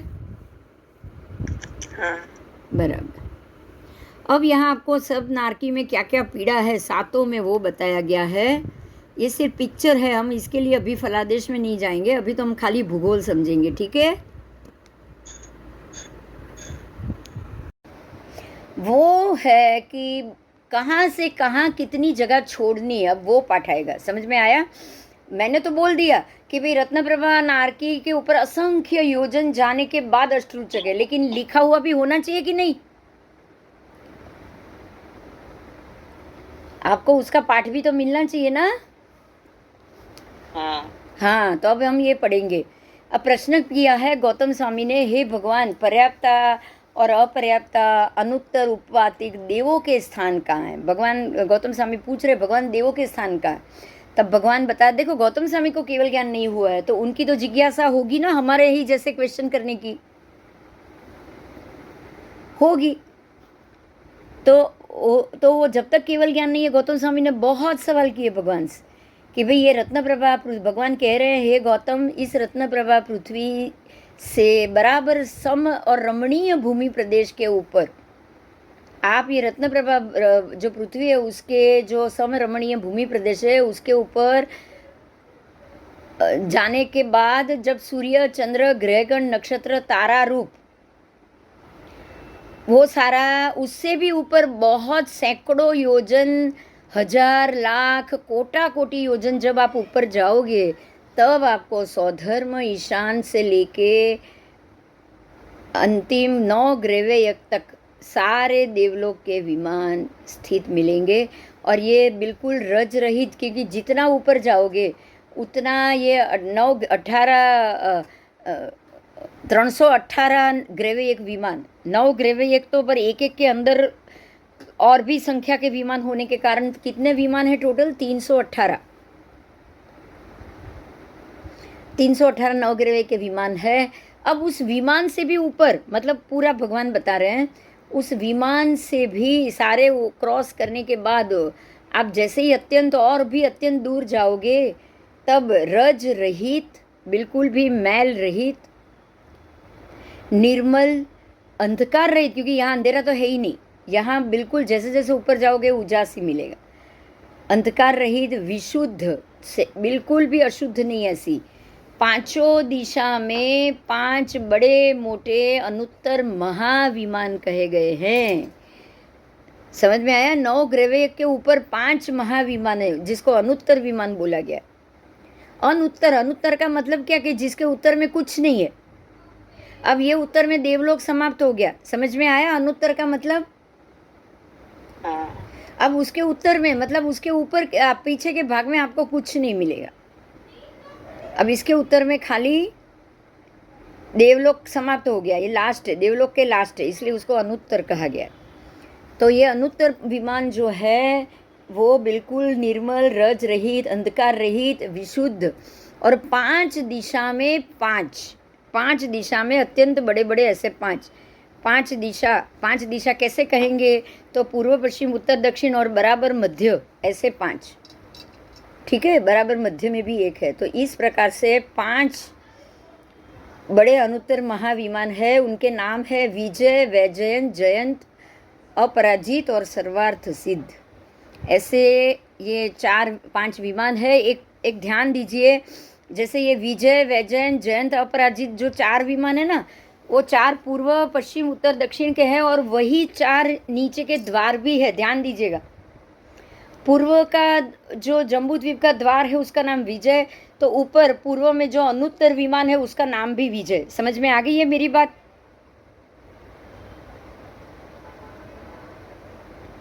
जम्बूद्वीप के द्वार का भी नाम विजय, उसी दिशा में लास्ट ऊपर वाला अनुत्तर विमान भी विजय। मतलब नीचे से विजय शुरू होगा, ऊपर में विजय खत्म हो जाएगा, विजय नाम से ही पृथ्वी। ऐसे ही आप दूसरी, जहाँ जयंत द्वार है नीचे, वहाँ ऊपर जयंत विमान, जहाँ नीचे वैजयंत है वहाँ ऊपर वैजयंत विमान, और जहाँ अपराजित द्वार है वहीं ऊपर अपराजित विमान। तो ये चारों विमान, चारों के द्वार और चारों के विमान के एक ही नाम। दूसरा यहाँ महत्व यह है कि सर्वार्थ सिद्ध है बराबर मध्य में। ये 4 दिशा में है और सर्वार्थ सिद्ध बराबर उससे ऊपर थोड़ा, ये सबसे ऊंचाई में, ये सबसे वो थोड़ा ऊंचाई में सर्वार्थ सिद्ध। तो इस प्रकार से 5 आपको अनुत्तर विमान मिलेंगे और ये सारे विमान सर्वरत्नमय, स्वच्छ, जो आगे हमने देखा ऐसा ही आकाश स्फटिक जैसे निर्मल और विशुद्ध है। एक प्रतिरूप है, मतलब बिल्कुल एक समान है। और यहाँ पे पर्याप्ता, अपर्याप्ता, पर्याप्ता भी और अपर्याप्त दोनों अनुत्तर उपपातिक देवों के स्थान होते हैं। ठीक है, यहाँ आपको पर्याप्त देव भी मिलेंगे, अपर्याप्त देव भी मिलेंगे। अब यहाँ उपपात, समुद्घात और स्थान, ये 3 से आश्रित लोक के असंख्यातवे भाग यहाँ पे बताए गए हैं, और वो लोक के असंख्यातवे भाग में यह अनुत्तर उपपातिक देव रहते हैं। ठीक है, ये अनुत्तर उपपातिक, देखो ध्यान दो, अनुत्तर विमान में जो भी उपपात होगे जो देव का, उसका नाम होगा अनुत्तर उपपातिक देव। समझ में आया? क्योंकि इनका उपपात वहाँ अब नवग्रह में जो होंगे वो नवग्रह एक देव कहे जाएंगे। तो जो अनुत्तर विमान में जन्मे उनको क्या कहोगे? जहाँ उत्पन्न हुए उनको अनुत्तर उपपातिक। एक मिनट, इसलिए कहा गया है क्योंकि इनका स्थान हवा में अद्धर है। इनका स्थान हवा में अद्धर है, वहाँ भूमि नहीं है बिल्कुल। हाँ, इसलिए। और हवा में अद्धर तो कोई रह नहीं पाएंगे, तो हवा में अद्धर रह रहे हैं, रह नहीं पाएंगे तो उनके भी और नीचे ऊपर नीचे अवकाश अंतर तो होगा ही ना, उसके बगैर भी तो वो नहीं रह पाएंगे। हाँ, अवकाश अंतर के बगैर भी ये रह नहीं पाएंगे। इसीलिए ये अवकाश अंतर और उसके बीच में और हवा में लटक रहे, इसलिए विमान, और जो नीचे है इसलिए पृथ्वी। देखो बहुत अच्छे से समझा है। रत्न प्रभा आदि सातों पृथ्वी जमीन के नीचे है, बराबर? तो पृथ्वी, और हमारी पृथ्वी भी जम्बू द्वीप वो जमीन पे है, इसीलिए पृथ्वी। ध्यान दो। अब यहाँ पे आपने जो क्वेश्चन किया उसमें बहुत बड़ी बात खुल गई है, ध्यान दीजिए। अगर हम हवा में होते तो भगवान उसको पृथ्वी बोलते क्या? नहीं। अगर हम ये पृथ्वी भी हवा में होती तो भगवान इसको भी विमान ही कहते ना। बराबर। मतलब ये परमात्मा ने इसको पृथ्वी बोला है, जम्बू द्वीप बोले हैं। सारे जो असंख्य द्वीप समुद्र को पृथ्वी पे ही मानना है, तभी तो उसको पृथ्वी बोला है ना। तिर्यक लोक बोला है उसको, मतलब विमान तो नहीं बोला है। हाँ, क्योंकि हम जमीन के ऊपर है, हम जमीन के ऊपर है। जो जमीन के नीचे है उन सबको भी पृथ्वी बोला है। रत्न प्रभा पृथ्वी, ये पृथ्वी है ना। हाँ हाँ, चल आगे।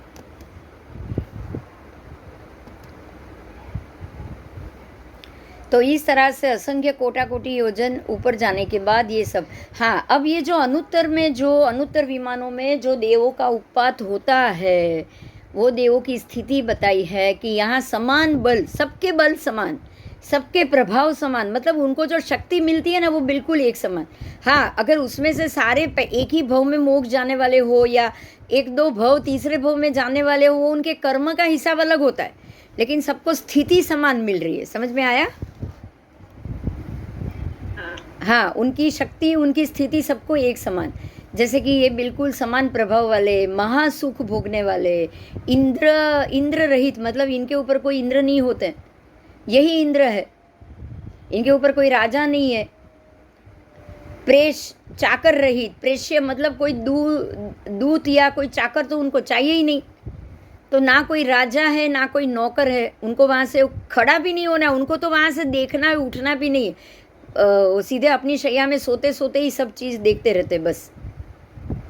आप समझो कि ये कितना पुण्य होगा कि उनको उठ के खड़ा होके कोई कार्य भी नहीं करना।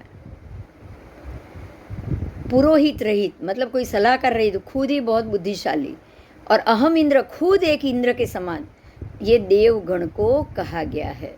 बराबर? हाँ, चलो अब उसके आगे दूसरा। इसमें कोई क्वेश्चन है तो पूछो।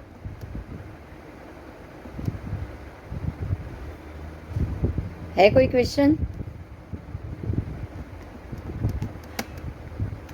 आओ देखो, इसी स्थिति को हम पिक्चर के माध्यम से फिर से समझेंगे। देखो यहाँ दिख रहा है आपको, ये असंख्य द्वीप समुद्र दिख रहा है, ये मेरा कर्सर घूम रहा है, ये मेरू पर्वत है मध्य का, बराबर? और ये मेरू की नीचे की 1000 योजन की ऊंडाई, ये काली है ना, वो ऊंडाई है। और ये ऊंडाई के पहले देखो ये संभूतला आ गया, सीधा आ गया, ये संभूतल प्रदेश आ गया, और ये संभूतल के नीचे ये अष्टरुचक प्रदेश है ना। एक मिनट है, वापस फोन आ रहा है। तो ये जो यहाँ आपको दिख रहा है वो अष्टरुचक और देखो नीचे बिल्कुल ये 1,00,000 ये जो संभूतल आप इसको हम बराबर अति मध्य माने तो जैसे आप नीचे नीचे द्वीप समुद्र ऊंडाई में उतरते जाओगे तब तक का ये अवकाश अंतर यानी कि रत्न प्रभा का ऊपर का आकाश खंड हुआ, बराबर। हाँ देखो मैं कर्सर लेके जा रही हूँ, देखो यहाँ भी ये आपके यहाँ नीचे से शुरू हो गया है, अष्टरूचक से शुरू हो गया, ये जम्बू द्वीप के बाद धीरे धीरे धीरे धीरे सारे द्वीप समुद्र ऊंडाई में नीचे नीचे नीचे नीचे उतरते जाएंगे ना, है ना।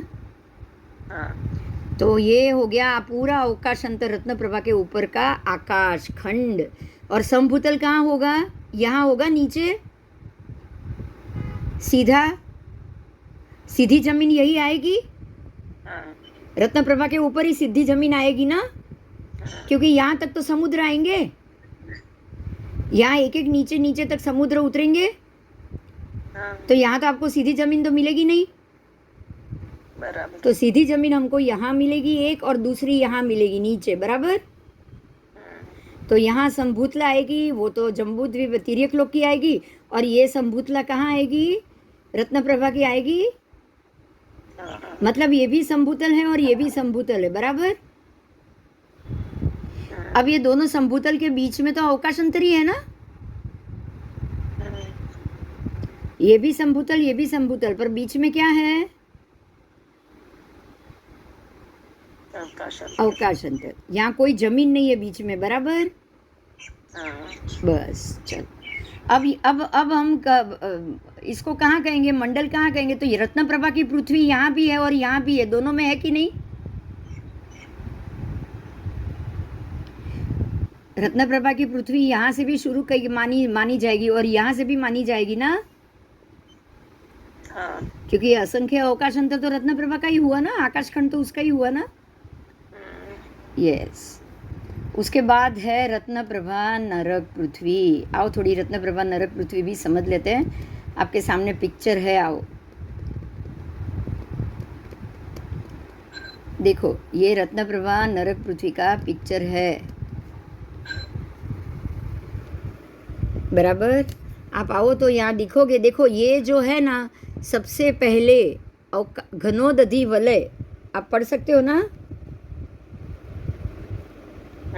और ये घनोदधि वलय यहाँ पे 20,000 योजन है, देखो यहाँ लिखा हुआ है, ये चौड़ाई में 20,000 योजन पूरे 3 सब दिशा में, लेकिन ऊपर में ये घट गया खाली 6 योजन है। कितना? खाली 6 योजन। और देखो यहाँ खाली इतना ही पतला, पर यहाँ ये 20,000 योजन हुआ, बराबर। उसके बाद है घनवात वलय, ये असंख्य योजन है, ये पूरे एरिया में असंख्य योजन से धीरे धीरे पतला होता जाएगा, ऊपर हो गया। और यहाँ से जो ऊपर आएगा वो खाली 4.5 योजन, कितने? 4.5। और उसके बाद आता है तन्वात वलय, घनवात वलय के बाद तन्वात, ये भी नीचे असंख्य योजन है, लेकिन ऊपर जाते जाते छोटा होता जाता है, और इससे ऊपर खाली 1.5 योजन। समझ में आ गया? खाली ऊपर का जो पड़ है वो 1.5 योजन। यहाँ देखो, यहाँ बहुत छोटा बताया है, देखो है ना, ये कर्सर घूम रहा है उधर, देखो ये बहुत छोटे तीनों, बराबर। यहाँ से यहाँ ऊपर जा रहा है, यहाँ से यहाँ ऊपर जा रहा है ना। हाँ, तो बराबर। अब आपको ये समझ में आ गया। टोकरी के अंदर ये टोकरी देखो, अवकाश अंतर के अंदर तन्वात के अंदर घनवात के अंदर घनोदधि, और घनोदधि के अंदर रत्न प्रभा पृथ्वी। समझ में आया? अभी आपको सब दिशा से मिलेगा, देखो यहाँ से भी मिलेगा। ये हुआ अवकाश अंतर। अवकाश अंतर के बाद घनोदधि, फिर घनवात, फिर तन्वात और रत्न प्रभा, बराबर। ऊपर में भी देखो, ये अवकाश अंतर असंख्य योजन का, जो हमने अभी बोला आकाश खंड, ये भी असंख्य योजन का अवकाश अंतर ही हुआ ना, रत्न प्रभा का यहाँ पे। उसके नीचे घनोदधि, घनवात, तन्वात और पृथ्वी। ऐसे ही आप यहाँ लेफ्ट से भी देखोगे तो घनोदधि, घनवात, तन्वात, पृथ्वी। तो आपकी जो रत्न प्रभा पृथ्वी है वो सबके अंदर हुई, सबके बीच में।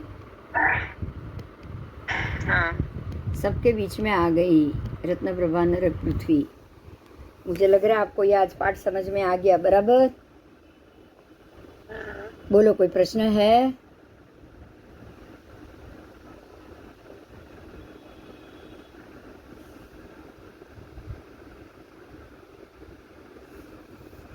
आओ, प्रश्न नहीं है ना कोई? नहीं। तो अभी ये भी कितनी चौड़ी होगी? जितना आपका 14 राजलोक का तिर्यक लोक चौड़ा है उतनी चौड़ी होगी कि नहीं होगी ना? हाँ, उतनी ये चौड़ी होगी। चल आगे जाएंगे।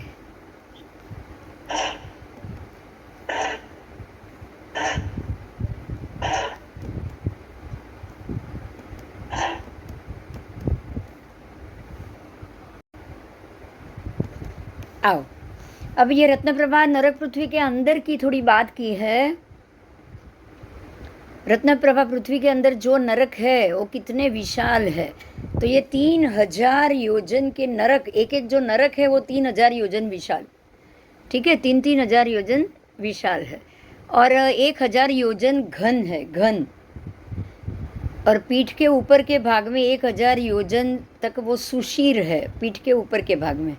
और ऊपर के शिखर में वो धीरे धीरे नरक ऐसा संकुचित होता गया है। तो ये 3000 विशाल, 1000 घन, मतलब ऊंडा, ये सारे ये नरक का आकार है।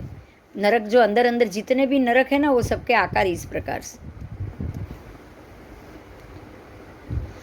ऐसे ही शर्करा प्रभा से लेके 7 पृथ्वी में बराबर सब नरक जो अलग अलग अंदर नरक के जो कुंभी होती है ना, सारी कुंभी के अंदर नरक होते हैं। तो वो जो कुंभी और जो नरक की जो आकृति है, वो जो जमीन है वो 3000 योजन चौड़ी और 1000 योजन घन जाड़ाई में, ऊंचाई में ऐसी होती है, ठीक है। तो पहली पृथ्वी में नरक के भी अलग अलग प्रकार है। पहली पृथ्वी में 2 प्रकार के नरक बताए हैं, नरक के 2 प्रकार पहली पृथ्वी में, रत्नप्रभा में।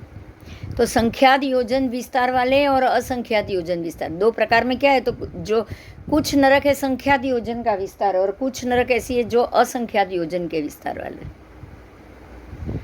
तो ऐसे ही ऊपर से लेके नीचे तक उसकी परिधि भी असंख्यात योजन की समझनी है, ठीक है। अब ये तो आप कल्पना ही करनी, हम देखना या कोई पिक्चर बनाने में तो संभव ही नहीं, क्योंकि असंख्यात योजन विस्तार आप बनाओगे कैसे। आओ, धीरे धीरे 7 नरकी में इस प्रकार से समझना है। लेकिन जो सप्तम नारकी है, अंतिम वाली अध सप्तमी, उसकी बात की है तो वो नरक, उसमें भी 2 प्रकार की नरक है। एक है संख्यात विस्तार वाली और दूसरा है असंख्यात विस्तार वाला नरक। तो उसमें जो संख्यात विस्तार वाला जो नरक है ना, जिसका एरिया संख्यात है, उसका नाम है अप्रतिष्ठान नरक, ठीक है। वो एक ही नरक है, अप्रतिष्ठान नरक वो एक ही नरक है। उसकी ये जो संख्यात विस्तार है, इसलिए उसकी 1,00,000 योजन लंबाई चौड़ाई, मतलब जितना मेरू है, जम्बू है, उतना ही अप्रतिष्ठान नरक है। जितना मेरू है उतनी ही लंबाई चौड़ाई वाला अप्रतिष्ठान नरक है।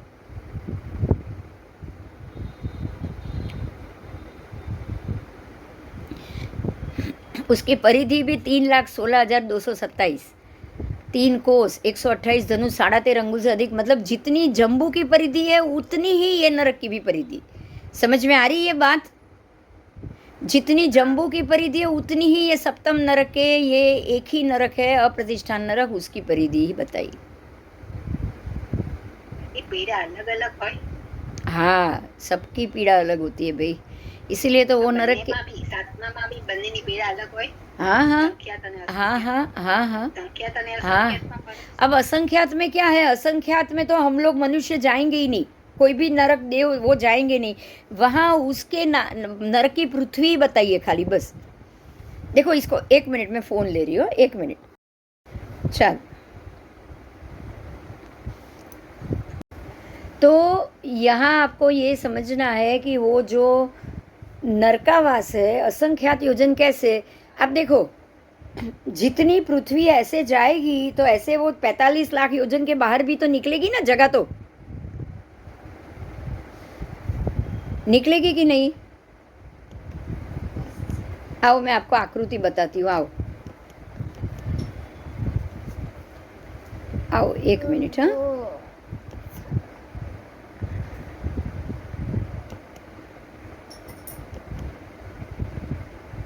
देखो ये आकृति में देखो, आपको समझ में आ जाएगा असंख्य योजन का कैसे हुआ।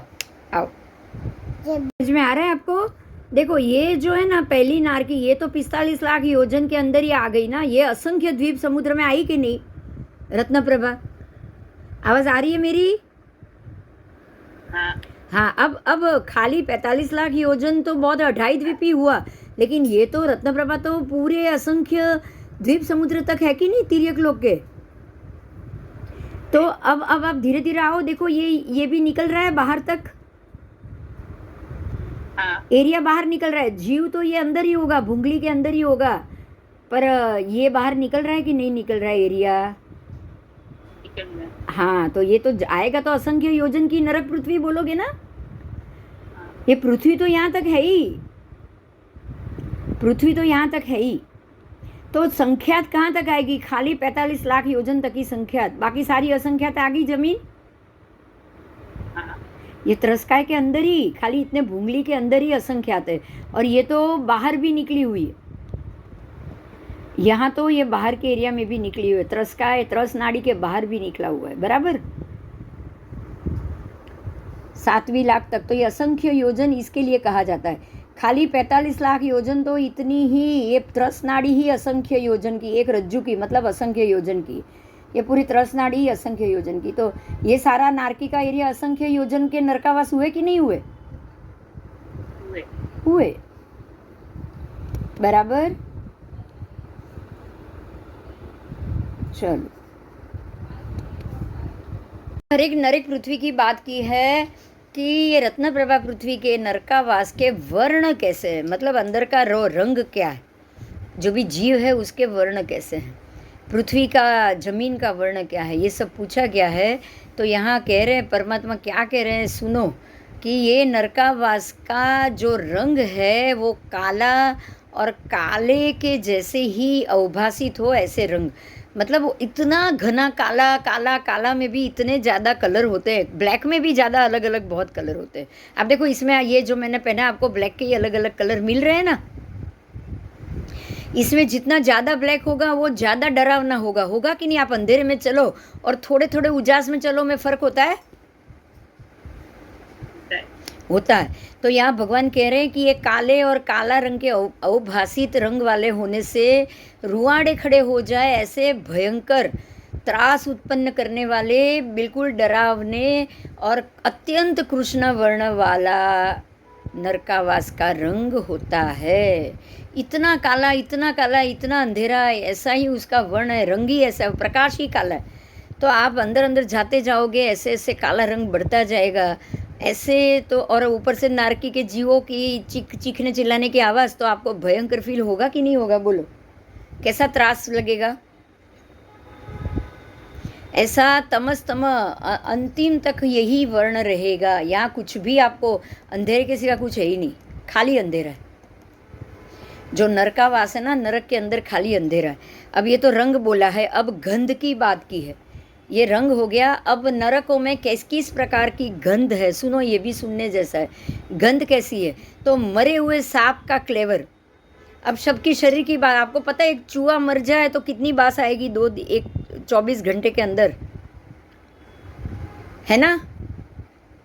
तो यहाँ मरे हुए सांप, मरी हुई गाय, मरे हुए कुत्ता, मरी हुई बिल्ली, मरे हुए मनुष्य, मरी हुई भैंस, मरे हुए उंदर और मरे हुए हाथी, मरे हुए सिंह, वाघ, वरु, दीपड़ा, उनका जो शरीर होता है मरे हुए, उसमें से जो बास बास बास आता है, मरे हुए शरीर को धीरे धीरे फूल के जब वो सड़ जाए और सड़ने के बाद वो फट जाए, अंदर से जीव बाहर आ जाए, मच्छर और वो, और जो दुर्गंध बाहर उससे निकले, कितने 1 किलोमीटर तक। मरे हुए हाथी और गाय की तो जो बास आती है, गाय भैंस हाथी सबकी तो किलोमीटर तक दुर्गंध आती है। और उसी कारण से अगर ऐसी दुर्गंध और ऐसे मरे हुए क्लेवर पड़े हो तो वो वातावरण कैसा रहेगा, अशुचि, अपवित्र, स्पर्श करने के भी योग्य नहीं होता है। उसमें ऊपर से कीड़ी और मच्छर और जीव भी उसका समुदाय खदबद खदबद कर रहा है, और उसके कारण अनंत गणी बास बढ़ जाती है। तो इससे भी ऐसी जो स्थिति है ना, उससे भी अनंत गणी दुर्गंध ये नरक के अंदर से आती है। समझ में आया? अगर आपने फील की हो ना, कोई गाय या कुछ भैंस मरा हुआ पड़ा है और आसपास कैसी दुर्गंध है, कैसे कीड़े निकलते हैं अंदर से, खदबद होते हैं, अगर फील किया हो ना, तो आप ये फील करो कि इससे असंख्य गुना भयंकर दुर्गंध ये नरक के अंदर होती।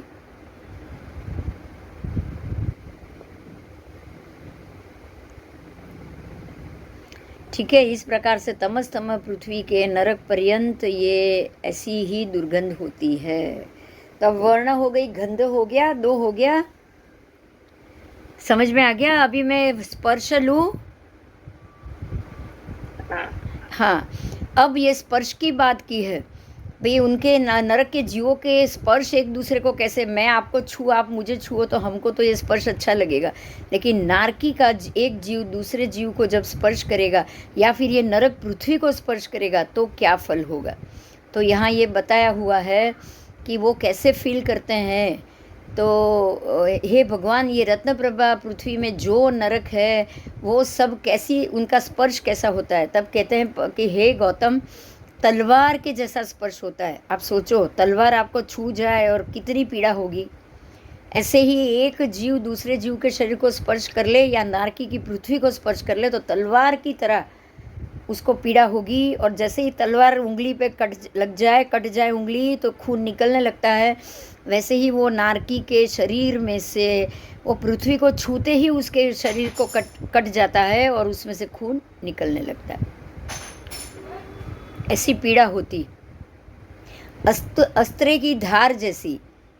उसके बाद जो पान होते ना, तीक्ष्ण धार वाले पान, ऐसी। फिर शक्ति नाम के आयुध, फिर भाले की धार, तोमर नाम के शस्त्र की धार, ये सारे शस्त्र की धार की बात बताई है।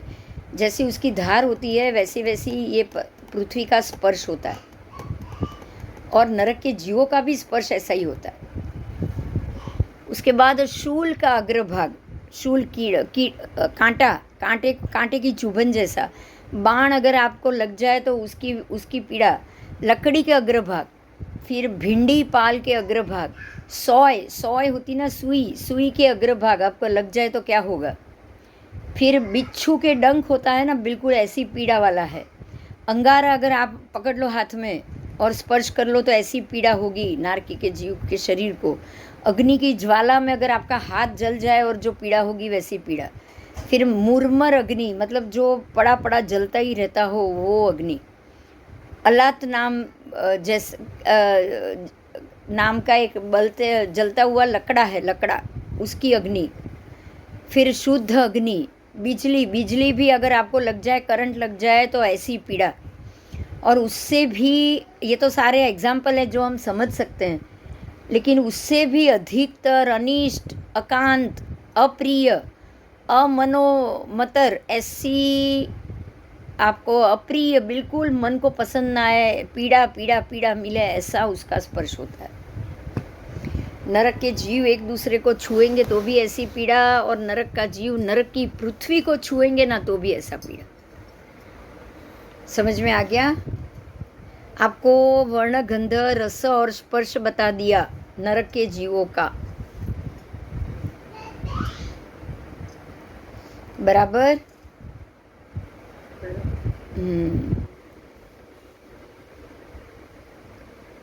अब यहाँ आपको जो नरकावास है वो कितने बड़े हैं वो समझाया है।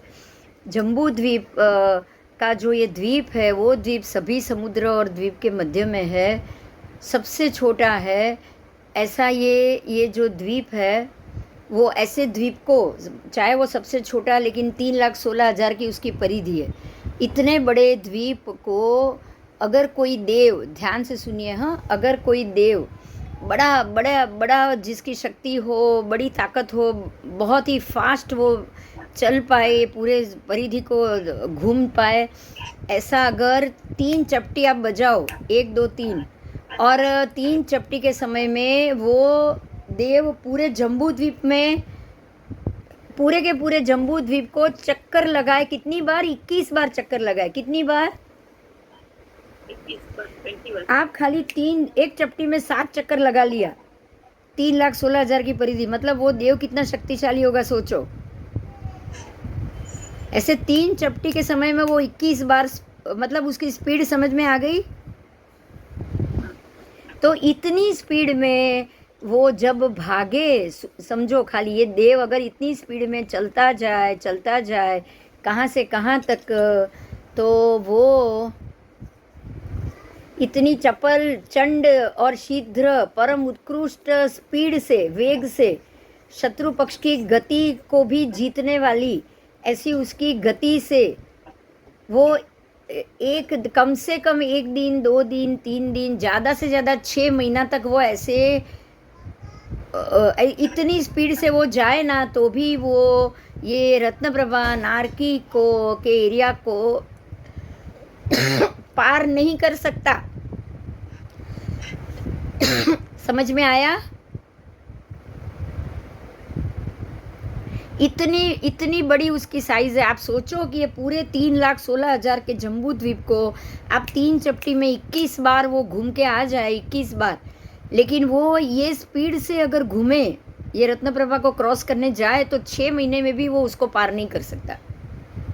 तो आप समझ सकते हो कि ये कितना बड़ा नरक पृथ्वी का एरिया है। समझ गए आप? हाँ, आप समझ गए। तो ये पूरी नरक पृथ्वी को वो उल्लंघन नहीं कर सकता है। मतलब इतना बड़ा एरिया ये नरकावास का होता है। ठीक है? तो अब आपने, अब यहाँ मैं जो बोल रही हूँ उसको सुनो कि ये है भगवान, ये रत्नप्रभा पृथ्वी के जो नरकवास है, क्या वो कोई बस वस्तु है, क्या है? तब भगवान जवाब दे रहे हैं उनको कि ये सर्व प्रकार से वज्रमय है। मतलब कि ये एक ऐसी रत्न की ये भूमि है, रत्न है ये, जो वज्र समान है, जो कभी टूटने वाली नहीं है। नरकों में अनेक खर, विनश्वर, बादर, पृथ्वी का एक जीव और पुद्गल आते जाते रहते हैं। यहाँ अनेक अनेक खर और विनश्वर, खर विनश्वर मतलब जो कभी भी नश्वर ना हो, कभी भी ये ख़त्म ना हो, ऐसे। बादर, पृथ्वी का एक जीव और पुद्गल आते जाते रहते हैं। ये नरकावास द्रव्य अर्थ की दृष्टि से शाश्वत है, ये हमेशा रहने वाले, द्रव्य से ये हमेशा शाश्वत। वर्ण, रूप, गंध और रस, गंध, स्पर्श आदि पर्याय से ये सब अशाश्वत भी है, क्योंकि गंध कभी जीव बढ़े तो बढ़ जाएगी, कभी जीव घटे तो घट जाएगी। मतलब हर एक नरक पृथ्वी में भी अलग अलग गंध है, अलग अलग में गंध के पर्याय भी अलग अलग है। रत्नप्रभा में थोड़ा कम है, तो लास्ट पृथ्वी में ये गंध सब बढ़ जाएगी। तो वो एकांत से शाश्वत है, हमेशा के लिए है, लेकिन तरतमता में वो अशाश्वत है, अनियत है, कहीं कम है, कहीं ज़्यादा है। तो इस प्रकार से ये सातों पृथ्वी के अंदर ये सारे वर्ण, गंध, रस, स्पर्श मैंने आपको समझा दिए। तो आपकी ये सातों पृथ्वी की रचना आपने अंदर से आज जान ली। बोलो, मजा आई या कुछ समझ में आया? ये बताओ।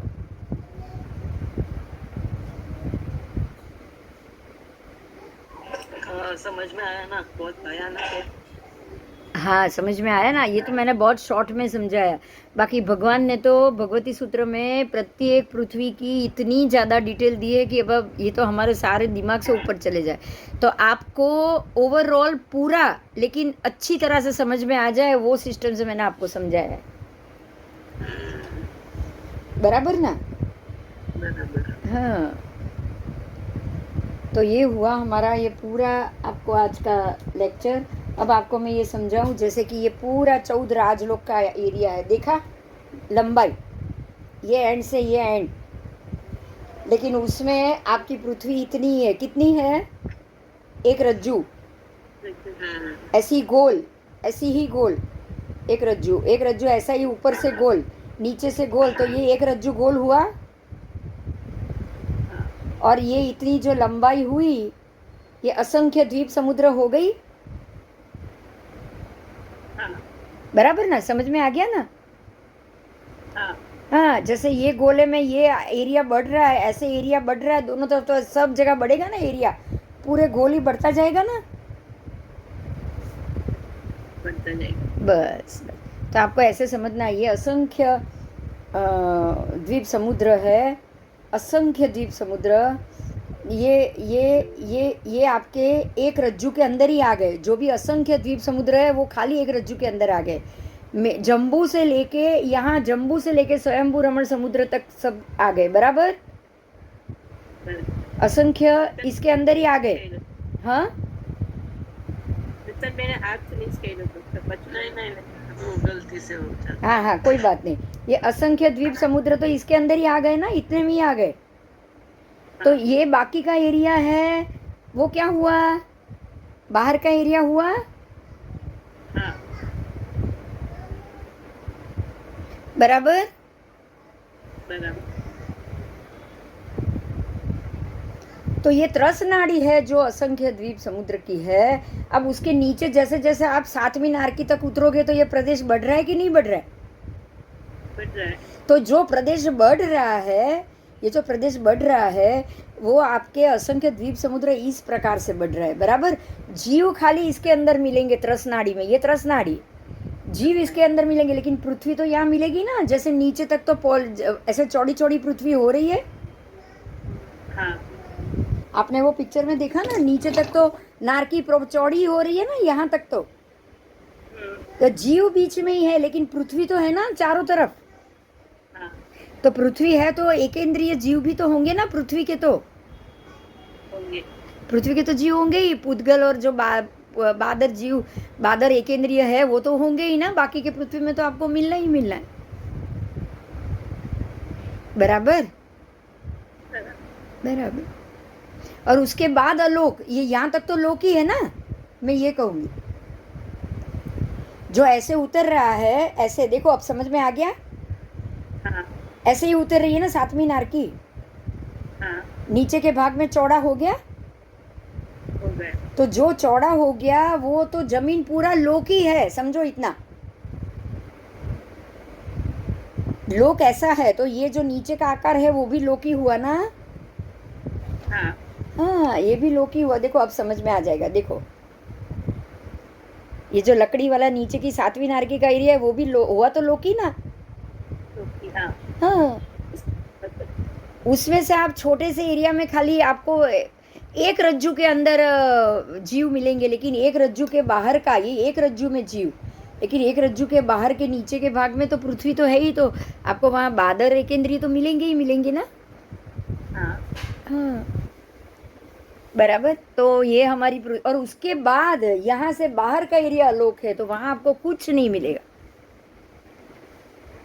कोई जीव नहीं, कुछ नहीं। ठीक है?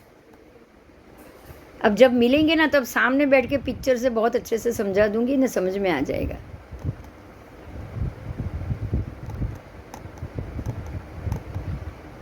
ठीक है, फिर भी यहाँ आपको एक बार समझा लेती हूँ। आओ, ये 2 पिक्चर तो हमारे पास है ही, मैं इसमें आपको समझा लेती हूँ। आओ, सामने ये रत्नप्रभा नरक का पिक्चर है। तो ये रत्नप्रभा नारकी हो गई जो एक रज्जू जितनी है चौड़ाई में। हाँ तो ये एक रज्जू में ही अंदर नरकावास और जीव है। बराबर। बराबर। तो नीचे की 7 पृथ्वी तो एक रज्जू में ही आएगी ना, बाकी भी। हाँ आओ अब ये पिक्चर देखेंगे। आओ आओ अभी ये पिक्चर देखो। देखो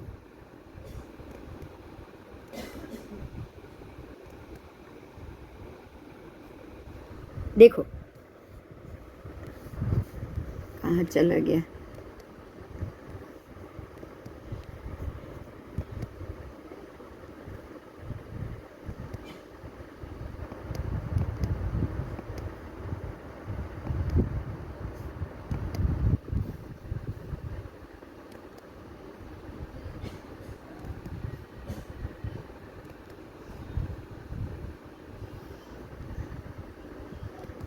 ये जो एक रज्जू का एरिया ऊपर का है, मध्य का है, ये त्रस नाड़ी है। एक रज्जू, मगर ये जो एरिया बाहर निकला है ना, ये तो लोक के अंदर ही है। लोक इतना चौड़ा है, बराबर। हाँ तो यहाँ भी जो पृथ्वी है, पृथ्वी में तो अपकाय के जीव, अरे पृथ्वी काय के जीव है कि नहीं है? यहाँ तो बादर पृथ्वी के जीव है और ये लोक के अंदर है। ये त्रसनाड़ी में नारकी के जीव है, लेकिन ये बादर पृथ्वी का जीव है। इनको कोई नरक की पीड़ा नहीं मिल रही। लेकिन यहाँ पे जो जीव है, ये सारा आप लोक के अंदर हो तो ये जीव, हम यहाँ जो बात की है ना, जो बादर इसकी एकेंद्रिय की, वो ये जीव, यहाँ के पृथ्वी के जीव। ओके। ओके। और यहाँ अंदर नारकी के जीव, ये त्रसनाड़ी के अंदर जो होंगे वो नारकी के जीव। आओ। और ये सारी जो स्थिति है, ये यहाँ तक तो ये एक रज्जु के अंदर ही, आप तो स्वयंभू रमण समुद्र तक तो ये एक रज्जु के अंदर ही आ गए। अब हमारे बाहर कुछ नहीं है स्वयंभू रमण समुद्र के बाहर, लेकिन यहाँ तो सब है। यहाँ तो इसके बाहर में भी, लोक में भी ये रत्न और एक इंद्रिय के जीव है। यहाँ नहीं है बिल्कुल। हमारे बाहर ये स्वयंभू रमण समुद्र दोनों तरफ आ गए। अब इसके बाद में कुछ नहीं है, आलोक आ गया सीधा। लेकिन यहाँ आलोक सीधा नहीं है, ठीक है? हाँ। और ऐसे देवलोक में भी सीधा आलोक नहीं है। जैसे यहाँ आलोक सीधा नहीं है ना, वैसे देवलोक में भी सीधा आलोक नहीं है।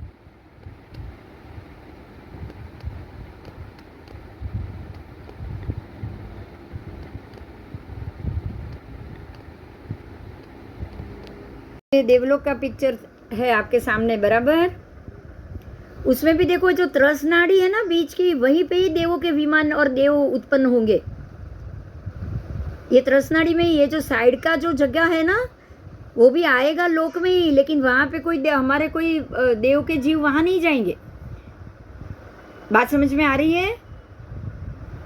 हाँ। लेकिन अलोक तो इसके बाद ही है, अलोक इसके बाद ही है।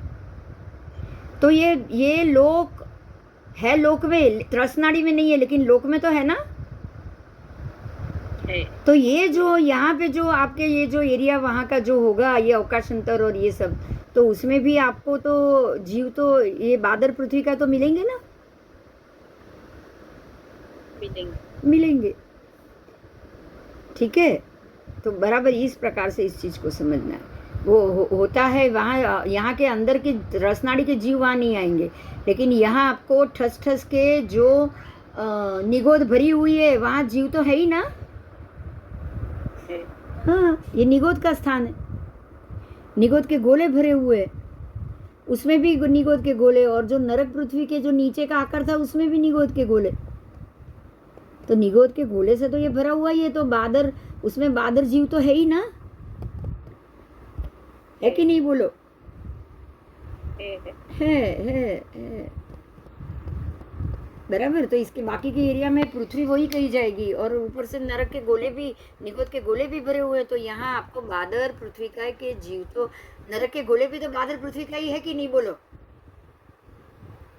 एक इंद्रिय ही है, और निगोद है तो पृथ्वी का है, तो बादर पृथ्वी का ही हुए ना। उसमें जीव सूक्ष्म हो गए। बादर पृथ्वी के अंदर के जीव सूक्ष्म क्यों? क्योंकि एक एक निगोद के छोटे से टुकड़े पे असंख्य जीव है, तो इसलिए उनको सूक्ष्म जीव कहा गया है। सूक्ष्म निगोद, बादर निगोद दोनों हुई कि नहीं? बोलो। हुए। चल, आज हमने पूरा पृथ्वी की दृष्टि से ऊर्ध्वलोक, अधोलोक और मध्यलोक तीनों लोक समझा। बराबर अच्छे से समझ में आ गया होगा। ये बहुत बड़ा है, कोई छोटी छोटी जगह नहीं है। और ये टीका किसके ऊपर है? अवकाशांतर के ऊपर। सारे देव विमान और सारी नरक पृथ्वी, वो टीकी किसके ऊपर है? अवकाशांतर के ऊपर। अवकाशांतर अगर उनको घेर के नहीं होता ना, घनोदधि घनवात तन्वात अवकाशांतर, तो ये पृथ्वी हवा में ऐसे रहती नहीं। पृथ्वी तो हवा में ही है, पृथ्वी में ये सारा है। ऊपर में शायद नहीं हो, ऊपर तो विमान है, ऊपर तो हवा में विमान है। बराबर। हाँ, लेकिन नीचे घनोदधि घनवात तन्वात अवकाशांतर नहीं होता तो ये पृथ्वी रह पाती क्या? नहीं, वो नहीं रह पाती। चलो ठीक है, अभी अगले क्लास में मिले। कल ले लूँ ना, कल 3:30 बजे? हाँ जी। चलो, जय जिनेंद्र।